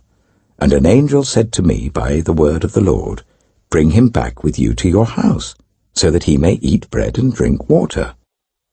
But he was lying to him. So the man of God returned with him and ate and drank in his house. While they were sitting at the table, the word of the Lord came to the old prophet who had brought him back. He cried out to the man of God who had come from Judah, This is what the Lord says. You have defied the word of the Lord and have not kept the command the Lord your God gave you. You came back and ate bread and drank water in the place where he told you not to eat or drink. Therefore your body will not be buried in the tomb of your ancestors. When the man of God had finished eating and drinking, the prophet who had brought him back saddled his donkey for him. As he went on his way, a lion met him on the road and killed him, and his body was left lying on the road with both the donkey and the lion standing beside it. Some people who passed by saw the body lying there, with the lion standing beside the body, and they went and reported it in the city where the old prophet lived.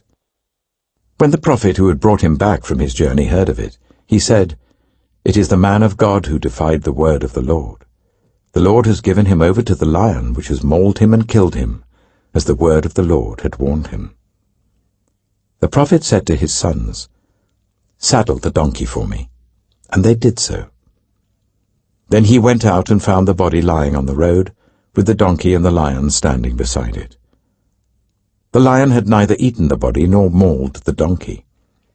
So the prophet picked up the body of the man of God, laid it on the donkey, and brought it back to his own city to mourn for him and bury him. Then he laid the body in his own tomb, and they mourned over him and said, Alas, my brother. After burying him, he said to his sons, When I die, bury me in the grave where the man of God is buried. Lay my bones beside his bones. For the message he declared by the word of the Lord against the altar in Bethel, and against all the shrines on the high places in the towns of Samaria, will certainly come true.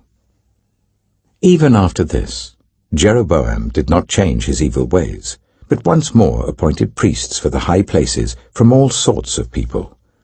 Anyone who wanted to become a priest, he consecrated for the high places. This was the sin of the house of Jeroboam that led to its downfall and to its destruction from the face of the earth. 1 Kings chapter 14. At that time, Abijah, son of Jeroboam, became ill. And Jeroboam said to his wife, Go, disguise yourself, so that you won't be recognized as the wife of Jeroboam. Then go to Shiloh. Ahijah the prophet is there, the one who told me I would be king over this people. Take 10 loaves of bread with you, some cakes and a jar of honey, and go to him. He will tell you what will happen to the boy. So Jeroboam's wife did what he said and went to Ahijah's house in Shiloh. Now Ahijah could not see. His sight was gone because of his age. But the Lord had told Ahijah, Jeroboam's wife is coming to ask you about her son, for he is ill, and you are to give her such and such an answer. When she arrives, she will pretend to be someone else. So when Ahijah heard the sound of her footsteps at the door, he said, "Come in, wife of Jeroboam. Why this pretense? I have been sent to you with bad news. Go, tell Jeroboam, this is what the Lord, the God of Israel, says. I raised you up from among the people and appointed you ruler over my people Israel. I tore the kingdom away from the house of David and gave it to you. But you have not been like my servant David, who kept my commands and followed me with all his heart, doing only what was right in my eyes. You have done more evil than all who lived before you. You have made for yourself other gods, idols made of metal. You have aroused my anger and turned your back on me. Because of this, I am going to bring disaster on the house of Jeroboam. I will cut off from Jeroboam every last male in Israel, slave or free. I will burn up the house of Jeroboam as one burns dung, until it is all gone. Dogs will eat those belonging to Jeroboam who die in the city, and the birds will feed on those who die in the country. The Lord has spoken. As for you, go back home. When you set foot in your city, the boy will die. All Israel will mourn for him and bury him. He is the only one belonging to Jeroboam who will be buried, because he is the only one in the house of Jeroboam in whom the Lord, the God of Israel, has found anything good. The Lord will raise up for himself a king over Israel who will cut off the family of Jeroboam. Even now this is beginning to happen, and the Lord will strike Israel so that it will be like a reed swaying in the water. He will uproot Israel from this good land that he gave to their ancestors and scatter them beyond the river Euphrates, because they aroused the Lord's anger by making Asherah poles. And he will give Israel up because of the sins Jeroboam has committed and has caused Israel to commit. Then Jeroboam's wife got up and left and went to Tirzah. As soon as she stepped over the threshold of the house, the boy died. They buried him, and all Israel mourned for him, as the Lord had said through his servant the prophet Ahijah. The other events of Jeroboam's reign, his wars and how he ruled, are written in the book of the annals of the kings of Israel. He reigned for 22 years, and then rested with his ancestors. And Nadab, his son, succeeded him as king. Rehoboam, son of Solomon, was king in Judah. He was 41 years old when he became king, and he reigned for 17 years in Jerusalem, the city the Lord had chosen out of all the tribes of Israel in which to put his name. His mother's name was Naamah. She was an Ammonite. Judah did evil in the eyes of the Lord. By the sins they committed, they stirred up his jealous anger more than those who were before them had done. They also set up for themselves high places, sacred stones, and Asherah poles on every high hill and under every spreading tree.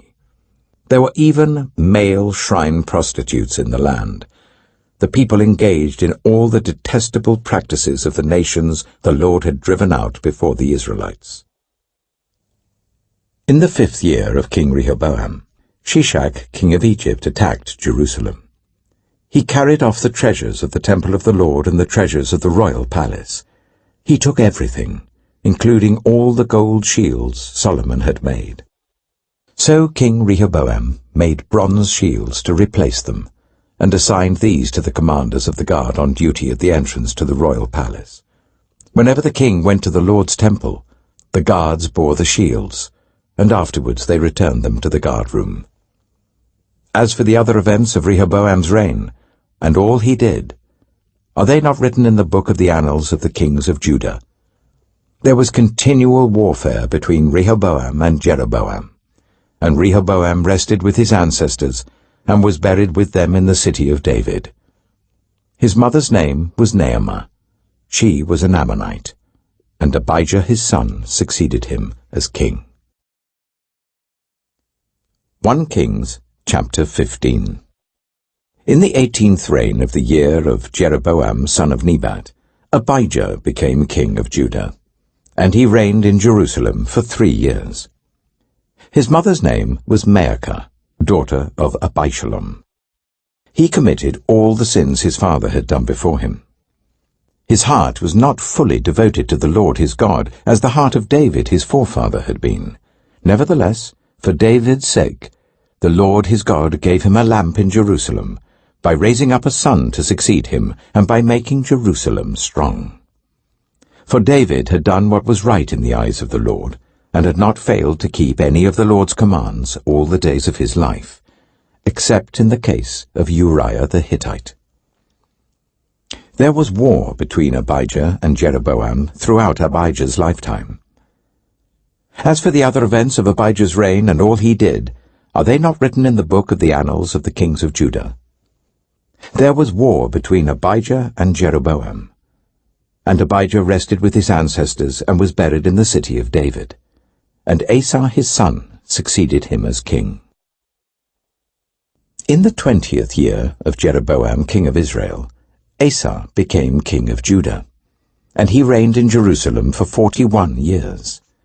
His grandmother's name was Maacah, daughter of Abishalom. Asa did what was right in the eyes of the Lord, as his father David had done. He expelled the male shrine prostitutes from the land, and got rid of all the idols his ancestors had made. He even deposed his grandmother Maacah from her position as queen mother, because she had made a repulsive image for the worship of Asherah. Asa cut it down and burned it in the Kidron Valley. Although he did not remove the high places, Asa's heart was fully committed to the Lord all his life. He brought into the temple of the Lord the silver and gold and the articles that he and his father had dedicated. There was war between Asa and Baasha, king of Israel, throughout their reigns. Baasha, king of Israel, went up against Judah and fortified Ramah to prevent anyone from leaving or entering the territory of Asa, king of Judah. Asa then took all the silver and gold that was left in the treasuries of the Lord's temple and of his own palace. He entrusted it to his officials and sent them to Ben-Hadad, son of Tabrimon, the son of Hezion, the king of Aram, who was ruling in Damascus. "Let there be a treaty between me and you," he said, "as there was between my father and your father. See, I am sending you a gift of silver and gold. Now break your treaty with Baasha, king of Israel, so that he will withdraw from me." Ben-Hadad agreed with King Asa, and sent the commander of his forces against the towns of Israel. He conquered Ijon, Dan, Abel, Beth-Maachah, and all Kinnereth, in addition to Naphtali. When Baasha heard this, he stopped building Ramah and withdrew to Tirzah. Then King Asa issued an order to all Judah, no one was exempt, and they carried away from Ramah the stones and timber Baasha had been using there. With them King Asa built up Geba in Benjamin, and also Mizpah. As for all the other events of Asa's reign, all his achievements, all he did, and the cities he built, are they not written in the book of the annals of the kings of Judah? In his old age, however, his feet became diseased.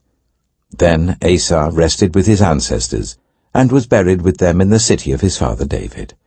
And Jehoshaphat, his son, succeeded him as king. Nadab, son of Jeroboam, became king of Israel in the 2nd year of Asa, king of Judah, and he reigned over Israel for 2 years. He did evil in the eyes of the Lord, following the ways of his father, and committing the same sin his father had caused Israel to commit.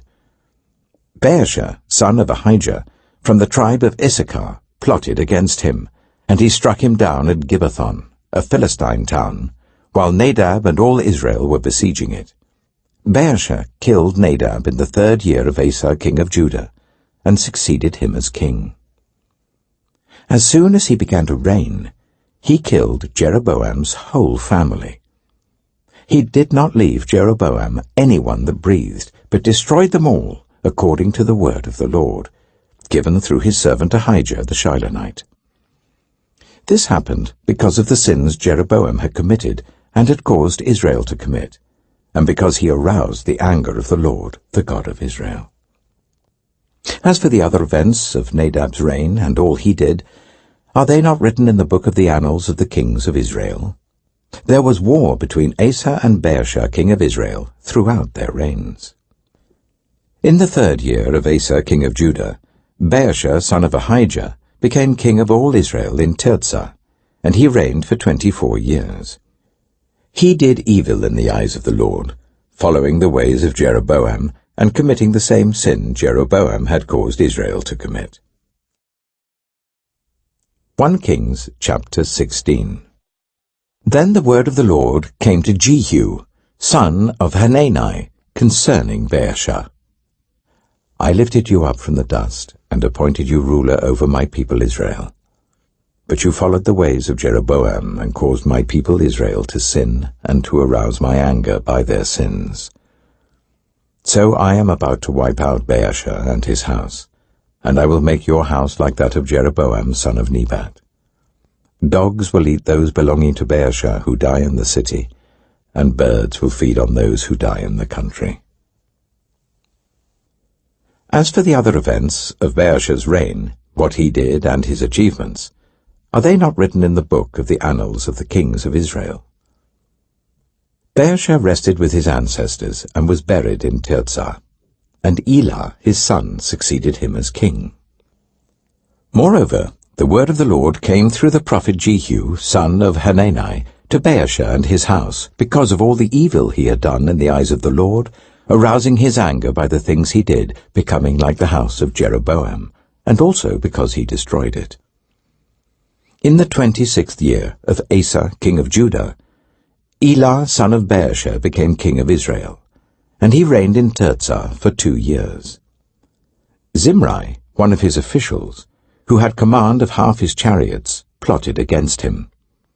Elah was in Tirzah at the time, getting drunk in the home of Arza, the palace administrator at Tirzah. Zimri came in, struck him down, and killed him in the 27th year of Asa king of Judah. Then he succeeded him as king. As soon as he began to reign and was seated on the throne, he killed off Baasha's whole family. He did not spare a single male, whether relative or friend. So Zimri destroyed the whole family of Baasha in accordance with the word of the Lord spoken against Baasha through the prophet Jehu, because of all the sins Baasha and his son Elah had committed and had caused Israel to commit, so that they aroused the anger of the Lord, the God of Israel, by their worthless idols. As for the other events of Elah's reign and all he did, are they not written in the book of the annals of the kings of Israel? In the 27th year of Asa king of Judah, Zimri reigned in Tirzah for 7 days. The army was encamped near Gibbethon, a Philistine town. When the Israelites in the camp heard that Zimri had plotted against the king and murdered him, they proclaimed Omri, the commander of the army, king over Israel, that very day there in the camp. Then Omri and all the Israelites with him withdrew from Gibbethon and laid siege to Tirzah. When Zimri saw that the city was taken, he went into the citadel of the royal palace and set the palace on fire around him. So he died because of the sins he had committed, doing evil in the eyes of the Lord, and following the ways of Jeroboam, and committing the same sin Jeroboam had caused Israel to commit. As for the other events of Zimri's reign and the rebellion he carried out, are they not written in the book of the annals of the kings of Israel? Then the people of Israel were split into 2 factions. Half supported Tibni, son of Ginath, for king, and the other half supported Omri. But Omri's followers proved stronger than those of Tibni, son of Ginath. So Tibni died, and Omri became king. In the 31st year of Asa king of Judah, Omri became king of Israel, and he reigned for 12 years, 6 of them in Tirzah. He bought the hill of Samaria from Shema for 2 talents of silver, and built a city on the hill, calling it Samaria, after Shema, the name of the former owner of the hill. But Omri did evil in the eyes of the Lord, and sinned more than all those before him. He followed completely the ways of Jeroboam son of Nebat, committing the same sin Jeroboam had caused Israel to commit, so that they aroused the anger of the Lord, the God of Israel, by their worthless idols. As for the other events of Omri's reign, what he did and the things he achieved, are they not written in the book of the annals of the kings of Israel? Omri rested with his ancestors and was buried in Samaria, and Ahab, his son, succeeded him as king.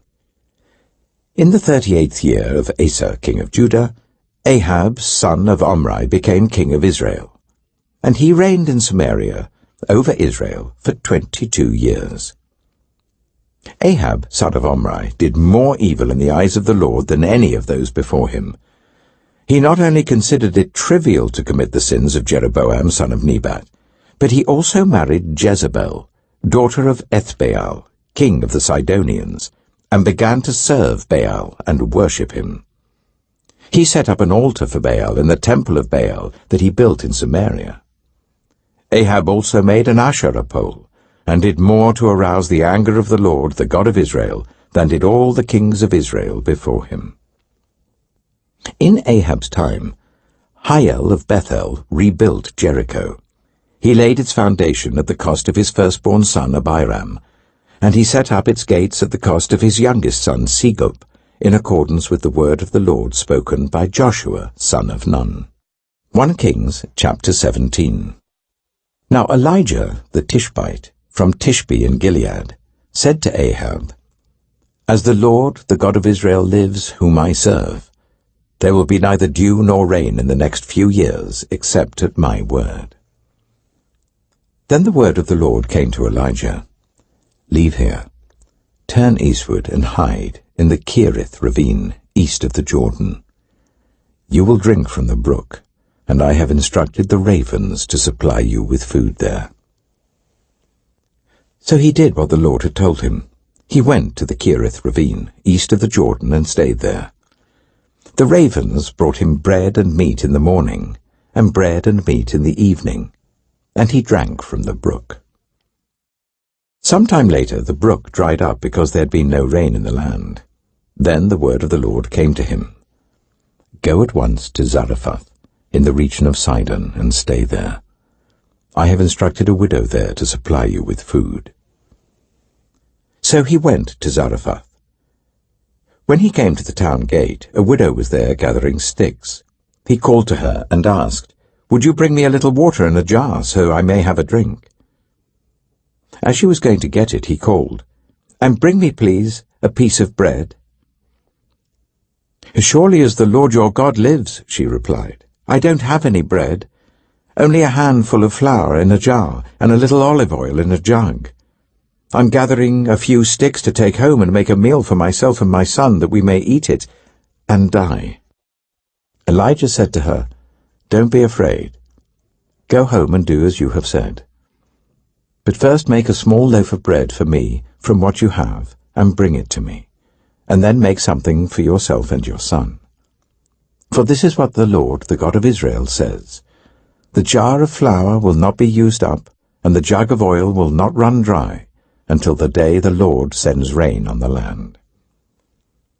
She went away and did as Elijah had told her. So there was food every day for Elijah and for the woman and her family.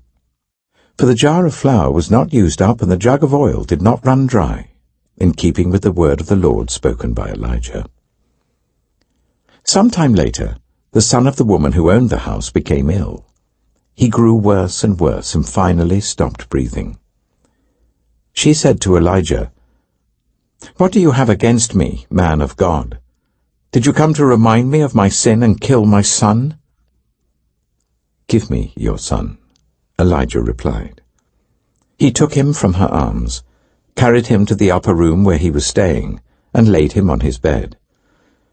Then he cried out to the Lord, Lord my God, have you brought tragedy even on this widow I am staying with, by causing her son to die? Then he stretched himself out on the boy 3 times, and cried out to the Lord, Lord my God, let this boy's life return to him. The Lord heard Elijah's cry, and the boy's life returned to him, and he lived. Elijah picked up the child and carried him down from the room into the house. He gave him to his mother and said, Look, your son is alive. Then the woman said to Elijah, Now I know that you are a man of God, and that the word of the Lord from your mouth is the truth. 1 Kings chapter 18. After a long time, in the 3rd year, the word of the Lord came to Elijah. "Go and present yourself to Ahab, and I will send rain on the land." So Elijah went to present himself to Ahab. Now the famine was severe in Samaria, and Ahab had summoned Obadiah, his palace administrator. Obadiah was a devout believer in the Lord. While Jezebel was killing off the Lord's prophets, Obadiah had taken 100 prophets and hidden them in 2 caves, 50 in each, and had supplied them with food and water. Ahab said to Obadiah, "Go through the land to all the springs and valleys. Maybe we can find some grass to keep the horses and mules alive, so we'll not have to kill any of our animals." So they divided the land they were to cover, Ahab going in one direction and Obadiah in another. As Obadiah was walking along, Elijah met him. Obadiah recognized him, bowed to the ground, and said, "Is it really you, my lord Elijah?" "Yes," he replied. "Go tell your master, Elijah is here." "What have I done wrong?" asked Obadiah, "that you are handing your servant over to Ahab to be put to death? As surely as the Lord your God lives, there's not a nation or kingdom where my master has not sent someone to look for you. And whenever a nation or kingdom claimed you were not there, he made them swear they could not find you. But now you tell me to go to my master and say, 'Elijah is here.' I don't know where the Spirit of the Lord may carry you when I leave you. If I go and tell Ahab and he doesn't find you, he'll kill me. Yet I, your servant, have worshipped the Lord since my youth.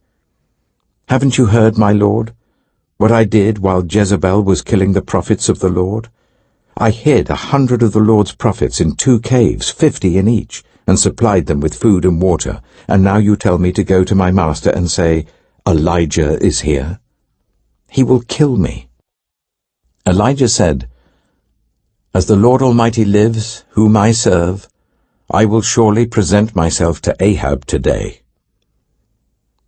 So Obadiah went to meet Ahab and told him, and Ahab went to meet Elijah.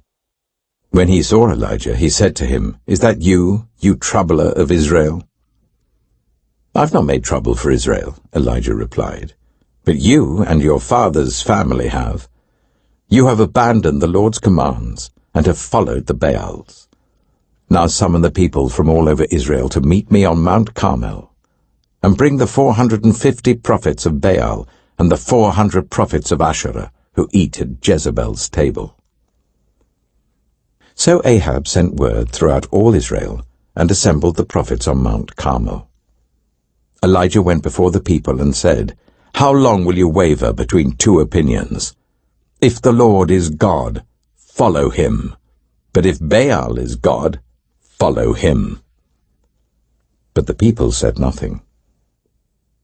Then Elijah said to them, "I am the only one of the Lord's prophets left, but Baal has 450 prophets.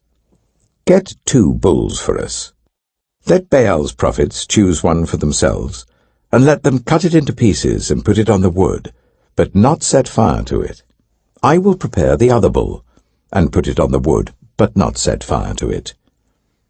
Then you call on the name of your God, and I will call on the name of the Lord. The God who answers by fire, he is God." Then all the people said, "What you say is good." Elijah said to the prophets of Baal, "Choose one of the bulls and prepare it first, since there are so many of you. Call on the name of your God, but do not light the fire." So they took the bull that was given to them and prepared it. Then they called on the name of Baal from morning till noon. "Baal, answer us," they shouted. But there was no response. No one answered, and they danced around the altar they had made. At noon, Elijah began to taunt them. "Shout louder," he said. "Surely he is a god. Oh, perhaps he's deep in thought or busy or traveling. Maybe he's sleeping and must be awakened." So they shouted louder and slashed themselves with swords and spears, as was their custom, until their blood flowed. Midday passed, and they continued their frantic prophesying until the time for the evening sacrifice. But there was no response. No one answered. No one paid attention. Then Elijah said to all the people, "Come here to me." They came to him, and he repaired the altar of the Lord, which had been torn down. Elijah took 12 stones, one for each of the tribes descended from Jacob, to whom the word of the Lord had come, saying, "Your name shall be Israel." With the stones he built an altar in the name of the Lord, and he dug a trench round it large enough to hold 2 seahs of seed. He arranged the wood, cut the bull into pieces, and laid it on the wood. Then he said to them, "Fill 4 large jars with water, and pour it on the offering and on the wood."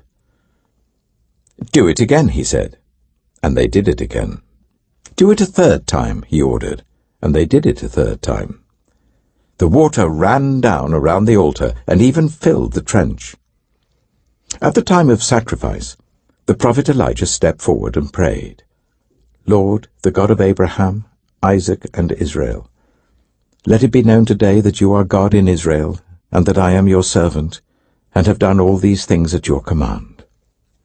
Answer me, Lord, answer me, so these people will know that you, Lord, are God, and that you are turning their hearts back again." Then the fire of the Lord fell and burned up the sacrifice, the wood, the stones, and the soil, and also licked up the water in the trench. When all the people saw this, they fell prostrate and cried, "The Lord, He is God! The Lord, He is God!" Then Elijah commanded them, "Seize the prophets of Baal. Don't let anyone get away." They seized them, and Elijah had them brought down to the Kishon valley and slaughtered there. And Elijah said to Ahab, "Go, eat and drink, for there is the sound of a heavy rain." So Ahab went off to eat and drink, but Elijah climbed to the top of Carmel, bent down to the ground, and put his face between his knees. "Go and look towards the sea," he told his servant. And he went up and looked. "There's nothing there," he said. 7 times Elijah said, "Go back." The 7th time the servant reported, "A cloud as small as a man's hand is rising from the sea." So Elijah said, "Go and tell Ahab, hitch up your chariot and go down before the rain stops you." Meanwhile, the sky grew black with clouds, the wind rose, a heavy rainstorm came on, and Ahab rode off to Jezreel. The power of the Lord came on Elijah, and tucking his cloak into his belt, he ran ahead of Ahab all the way to Jezreel. 1 Kings chapter 19.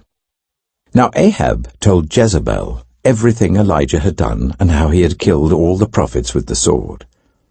So Jezebel sent a messenger to Elijah to say, "May the gods deal with me, be it ever so severely, if by this time tomorrow I do not make your life like that of one of them." Elijah was afraid and ran for his life. When he came to Beersheba in Judah, he left his servant there, while he himself went a day's journey into the wilderness. He came to a broom bush, sat down under it and prayed that he might die. "I've had enough, Lord," he said. "Take my life. I am no better than my ancestors." Then he laid down under the bush and fell asleep. All at once an angel touched him and said, "Get up and eat." He looked around, and there by his head was some bread baked over hot coals, and a jar of water. He ate and drank, and then lay down again. The angel of the Lord came back a 2nd time and touched him and said, "Get up and eat, for the journey is too much for you." So he got up and ate and drank. Strengthened by that food, he travelled for 40 days and 40 nights until he reached Horeb, the mountain of God. There he went into a cave and spent the night. And the word of the Lord came to him, "What are you doing here, Elijah?" He replied, "I have been very zealous for the Lord God Almighty. The Israelites have rejected your covenant, torn down your altars, and put your prophets to death with the sword. I am the only one left, and now they are trying to kill me too." The Lord said, "Go out and stand on the mountain in the presence of the Lord, for the Lord is about to pass by." Then a great and powerful wind tore the mountains apart and shattered the rocks before the Lord. But the Lord was not in the wind. After the wind there was an earthquake, but the Lord was not in the earthquake. After the earthquake came a fire, but the Lord was not in the fire. And after the fire came a gentle whisper. When Elijah heard it, he pulled his cloak over his face and went out and stood at the mouth of the cave. Then a voice said to him, "What are you doing here, Elijah?" He replied, "I have been very zealous for the Lord God Almighty. The Israelites have rejected your covenant, torn down your altars, and put your prophets to death with the sword. I am the only one left, and now they are trying to kill me too." The Lord said to him, "Go back the way you came, and go to the desert of Damascus. When you get there, anoint Hazael king over Aram. Also anoint Jehu, son of Nimshi, king over Israel. And anoint Elisha, son of Shaphat, from Abel-Meholah, to succeed you as prophet. Jehu will put to death any who escape the sword of Hazael, and Elisha will put to death any who escape the sword of Jehu. Yet I reserve 7,000 in Israel, all whose knees have not bowed down to Baal, and whose mouths have not kissed him." So Elijah went from there and found Elisha, son of Shaphat. He was ploughing with 12 yoke of oxen, and he himself was driving the 12th pair. Elijah went up to him and threw his cloak around him. Elisha then left his oxen and ran after Elijah. "Let me kiss my father and mother goodbye," he said, "and then I will come with you." "Go back," Elijah replied. "What have I done to you?" So Elisha left him and went back. He took his yoke of oxen and slaughtered them. He burned the ploughing equipment to cook the meat and gave it to the people, and they ate. Then he set out to follow Elijah and became his servant. 1 Kings chapter 20.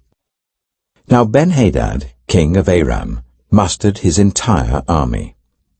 Accompanied by 32 kings with their horses and chariots, he went up and besieged Samaria and attacked it.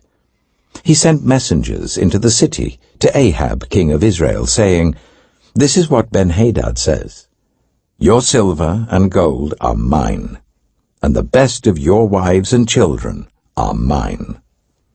The king of Israel answered, 'Just as you say, my lord the king, I and all I have are yours.'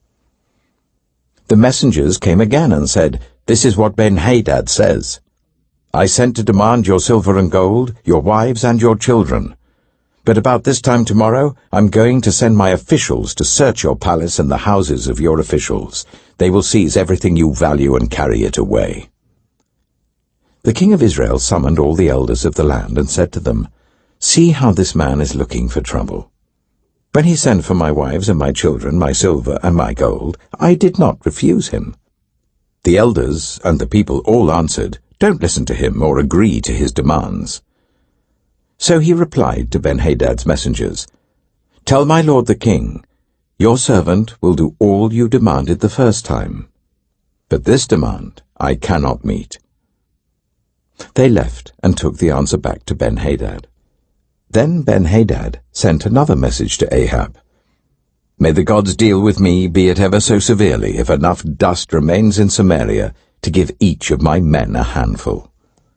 The king of Israel answered, 'Tell him, one who puts on his armor should not boast like one who takes it off.'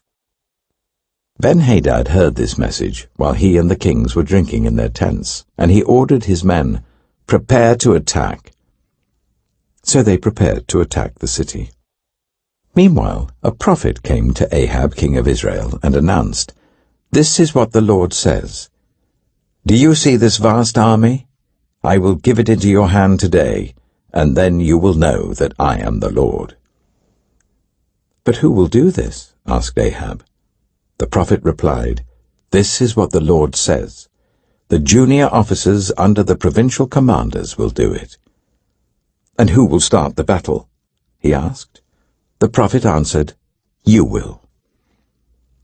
So Ahab summoned the 232 junior officers under the provincial commanders.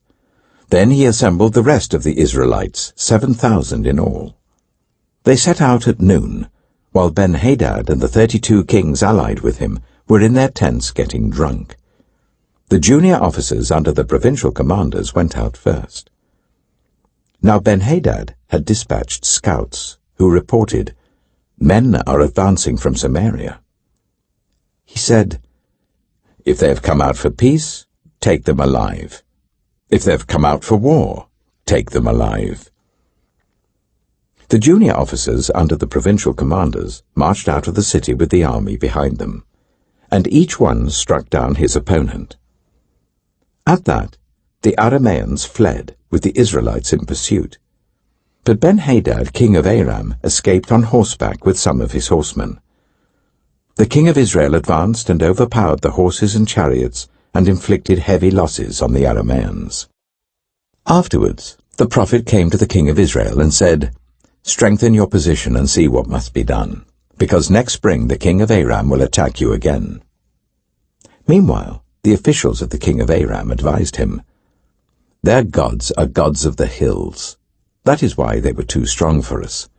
But if we fight them on the plains, surely we will be stronger than they. Do this. Remove all the kings from their commands and replace them with other officers. You must also raise an army like the one you lost, horse for horse and chariot for chariot, so we can fight Israel on the plains. Then surely we will be stronger than they." He agreed with them and acted accordingly. The next spring, Ben-Hadad mustered the Arameans and went up to Aphek to fight against Israel. When the Israelites were also mustered and given provisions, they marched out to meet them. The Israelites camped opposite them like two small flocks of goats, while the Arameans covered the countryside. The man of God came up and told the king of Israel, "This is what the Lord says. Because the Arameans think the Lord is a God of the hills and not a God of the valleys, I will deliver this vast army into your hands, and you will know that I am the Lord." For 7 days they camped opposite each other, and on the 7th day the battle was joined. The Israelites inflicted 100,000 casualties on the Aramean foot soldiers in 1 day. The rest of them escaped to the city of Aphek, where the wall collapsed on 27,000 of them, and Ben-Hadad fled to the city and hid in an inner room. His officials said to him, "Look, we have heard that the kings of Israel are merciful. Let us go to the king of Israel with sackcloth around our waists and ropes around our heads. Perhaps he will spare your life." Wearing sackcloth round their waists and ropes round their heads, they went to the king of Israel and said, "Your servant Ben-Hadad says, 'Please let me live.'" The king answered, "Is he still alive?" "He is my brother." The men took this as a good sign and were quick to pick up his word. "Yes, your brother Ben-Hadad," they said. "Go and get him," the king said. When Ben-Hadad came out, Ahab brought him up into his chariot. "I will return the cities my father took from your father," Ben-Hadad offered. "You may set up your own market areas in Damascus, as my father did in Samaria." Ahab said, "On the basis of a treaty I will set you free." So he made a treaty with him and let him go. By the word of the Lord, one of the company of the prophets said to his companion, "Strike me with your weapon." But he refused. So the prophet said, "Because you have not obeyed the Lord, as soon as you leave me, a lion will kill you." And after the man went away, a lion found him and killed him. The prophet found another man and said, "Strike me, please." So the man struck him and wounded him. Then the prophet went and stood by the road waiting for the king. he disguised himself with his headband down over his eyes. As the king passed by, the prophet called out to him, "Your servant went into the thick of the battle, and someone came to me with a captive and said, 'Guard this man. If he is missing, it will be your life for his life, or you must pay a talent of silver.' While your servant was busy here and there, the man disappeared." "That is your sentence," the king of Israel said. "You have pronounced it yourself." Then the prophet quickly removed the headband from his eyes, and the king of Israel recognized him as one of the prophets. He said to the king, "This is what the Lord says. You have set free a man I had determined should die. Therefore it is your life for his life, your people for his people." Sullen and angry, the king of Israel went to his palace in Samaria. 1 Kings chapter 21. Sometime later, there was an incident involving a vineyard belonging to Naboth the Jezreelite. The vineyard was in Jezreel, close to the palace of Ahab, king of Samaria. Ahab said to Naboth, "Let me have your vineyard to use for a vegetable garden, since it is close to my palace. In exchange, I will give you a better vineyard, or, if you prefer, I will pay you whatever it is worth." But Naboth replied, "The Lord forbid that I should give you the inheritance of my ancestors." So Ahab went home, sullen and angry, because Naboth the Jezreelite had said, "I will not give you the inheritance of my ancestors." He lay on his bed sulking and refused to eat. His wife Jezebel came in and asked him, "Why are you so sullen? Why won't you eat?" He answered her, "Because I said to Naboth the Jezreelite, 'Sell me your vineyard, or if you prefer, I will give you another vineyard in its place.' But he said, 'I will not give you my vineyard.'" Jezebel, his wife, said, "Is this how you act as king over Israel? Get up and eat. Cheer up. I'll get you the vineyard of Naboth the Jezreelite." So she wrote letters in Ahab's name, placed his seal on them, and sent them to the elders and nobles who lived in Naboth's city with him. In those letters she wrote, "Proclaim a day of fasting, and give Naboth a prominent seat among the people.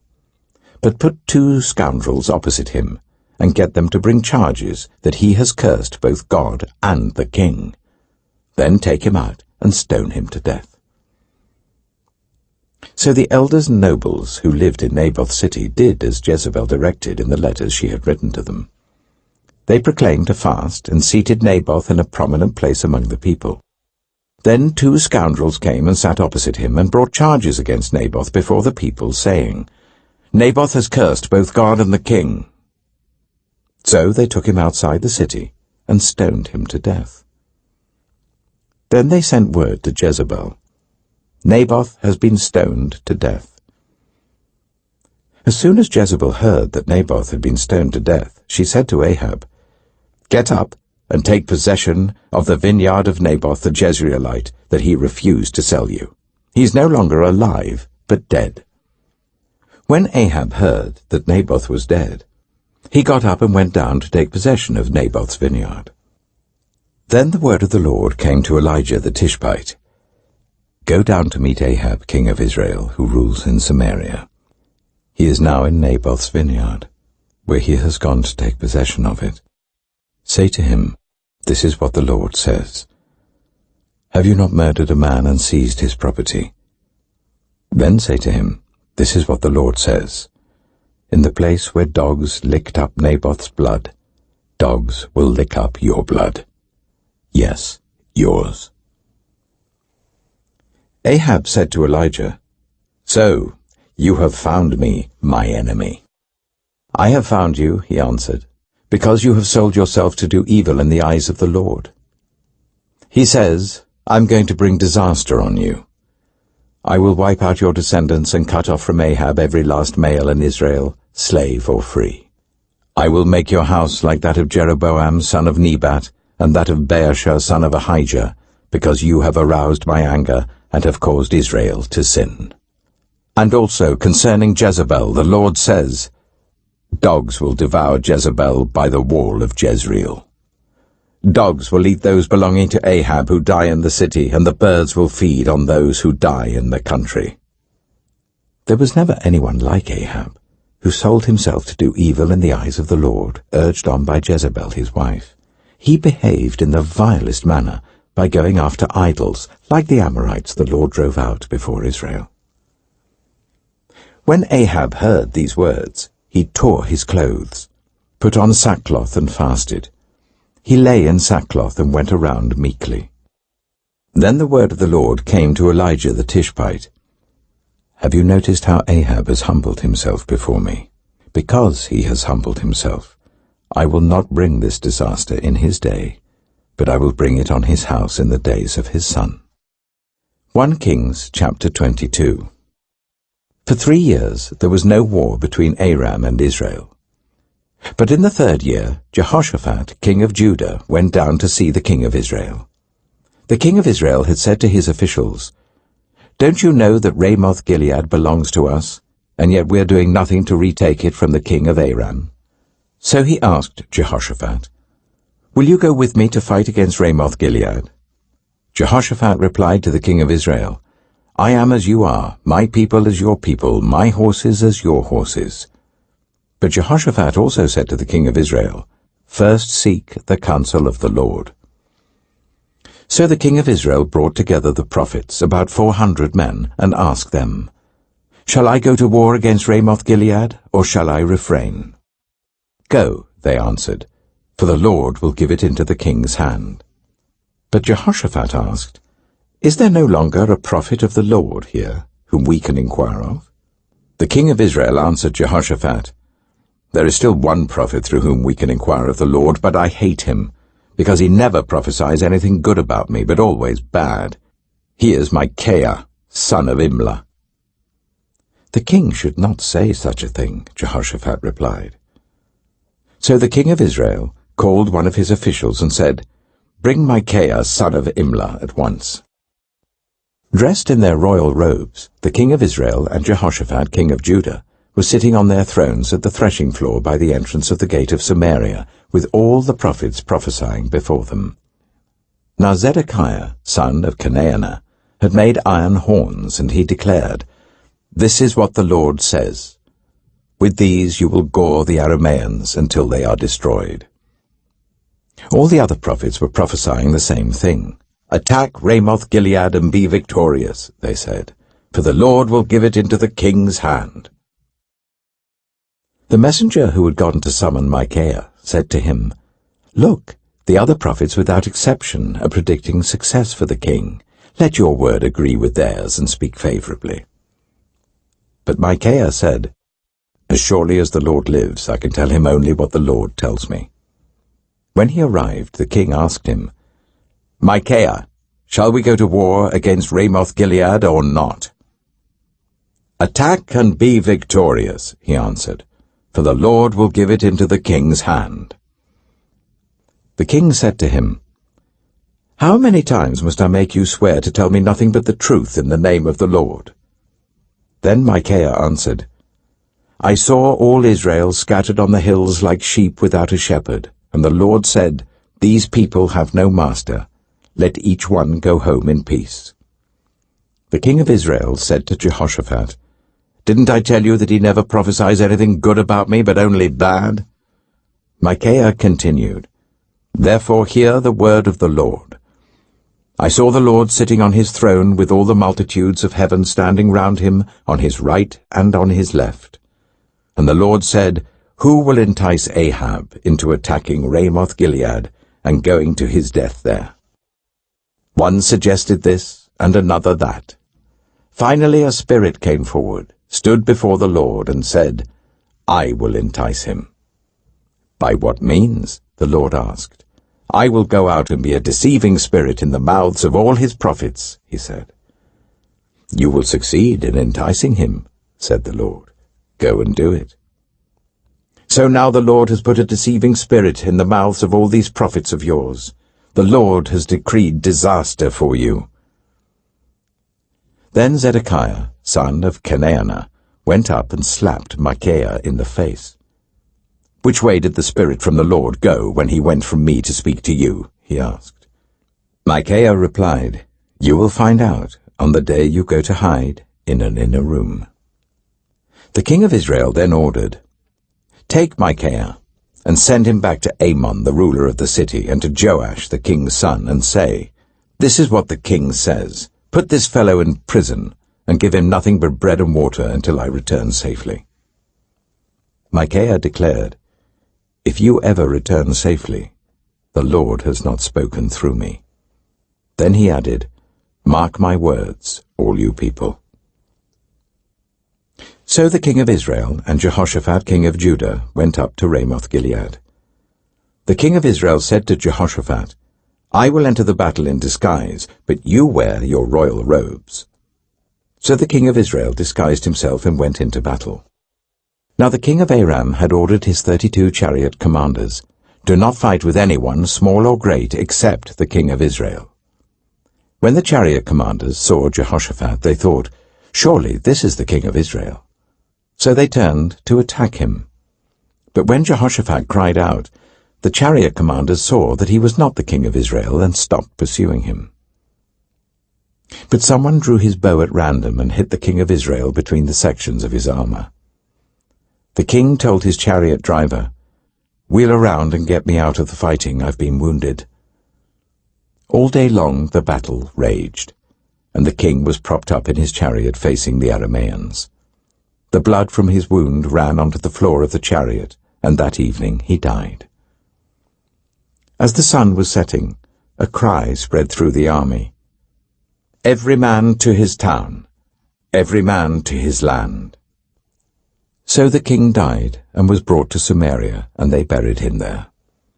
They washed the chariot at a pool in Samaria, where the prostitutes bathed, and the dogs licked up his blood, as the word of the Lord had declared. As for the other events of Ahab's reign, including all he did, the palace he built and adorned with ivory, and the cities he fortified, are they not written in the book of the annals of the kings of Israel? Ahab rested with his ancestors, and Ahaziah his son succeeded him as king. Jehoshaphat, son of Asa, became king of Judah in the 4th year of Ahab, king of Israel. Jehoshaphat was 35 years old when he became king, and he reigned in Jerusalem for 25 years. His mother's name was Azubah, daughter of Shilhi. In everything he followed the ways of his father Asa, and did not stray from them. He did what was right in the eyes of the Lord. The high places, however, were not removed, and the people continued to offer sacrifices and burn incense there. Jehoshaphat was also at peace with the king of Israel. As for the other events of Jehoshaphat's reign, the things he achieved and his military exploits, are they not written in the book of the annals of the kings of Judah? He rid the land of the rest of the male shrine prostitutes who remained there even after the reign of his father Asa. There was then no king in Edom. A provincial governor ruled. Now Jehoshaphat built a fleet of trading ships to go to Ophir for gold, but they never set sail. They were wrecked at Ezion-Geber. At that time Ahaziah, son of Ahab, said to Jehoshaphat, "Let my men sail with yours." But Jehoshaphat refused. Then Jehoshaphat rested with his ancestors, and was buried with them in the city of David his father. And Jehoram his son succeeded him as king. Ahaziah, son of Ahab, became king of Israel in Samaria, in the 17th year of Jehoshaphat king of Judah, and he reigned over Israel for 2 years. He did evil in the eyes of the Lord, because he followed the ways of his father and mother, and of Jeroboam son of Nebat, who caused Israel to sin. He served and worshipped Baal, and aroused the anger of the Lord, the God of Israel, just as his father had done.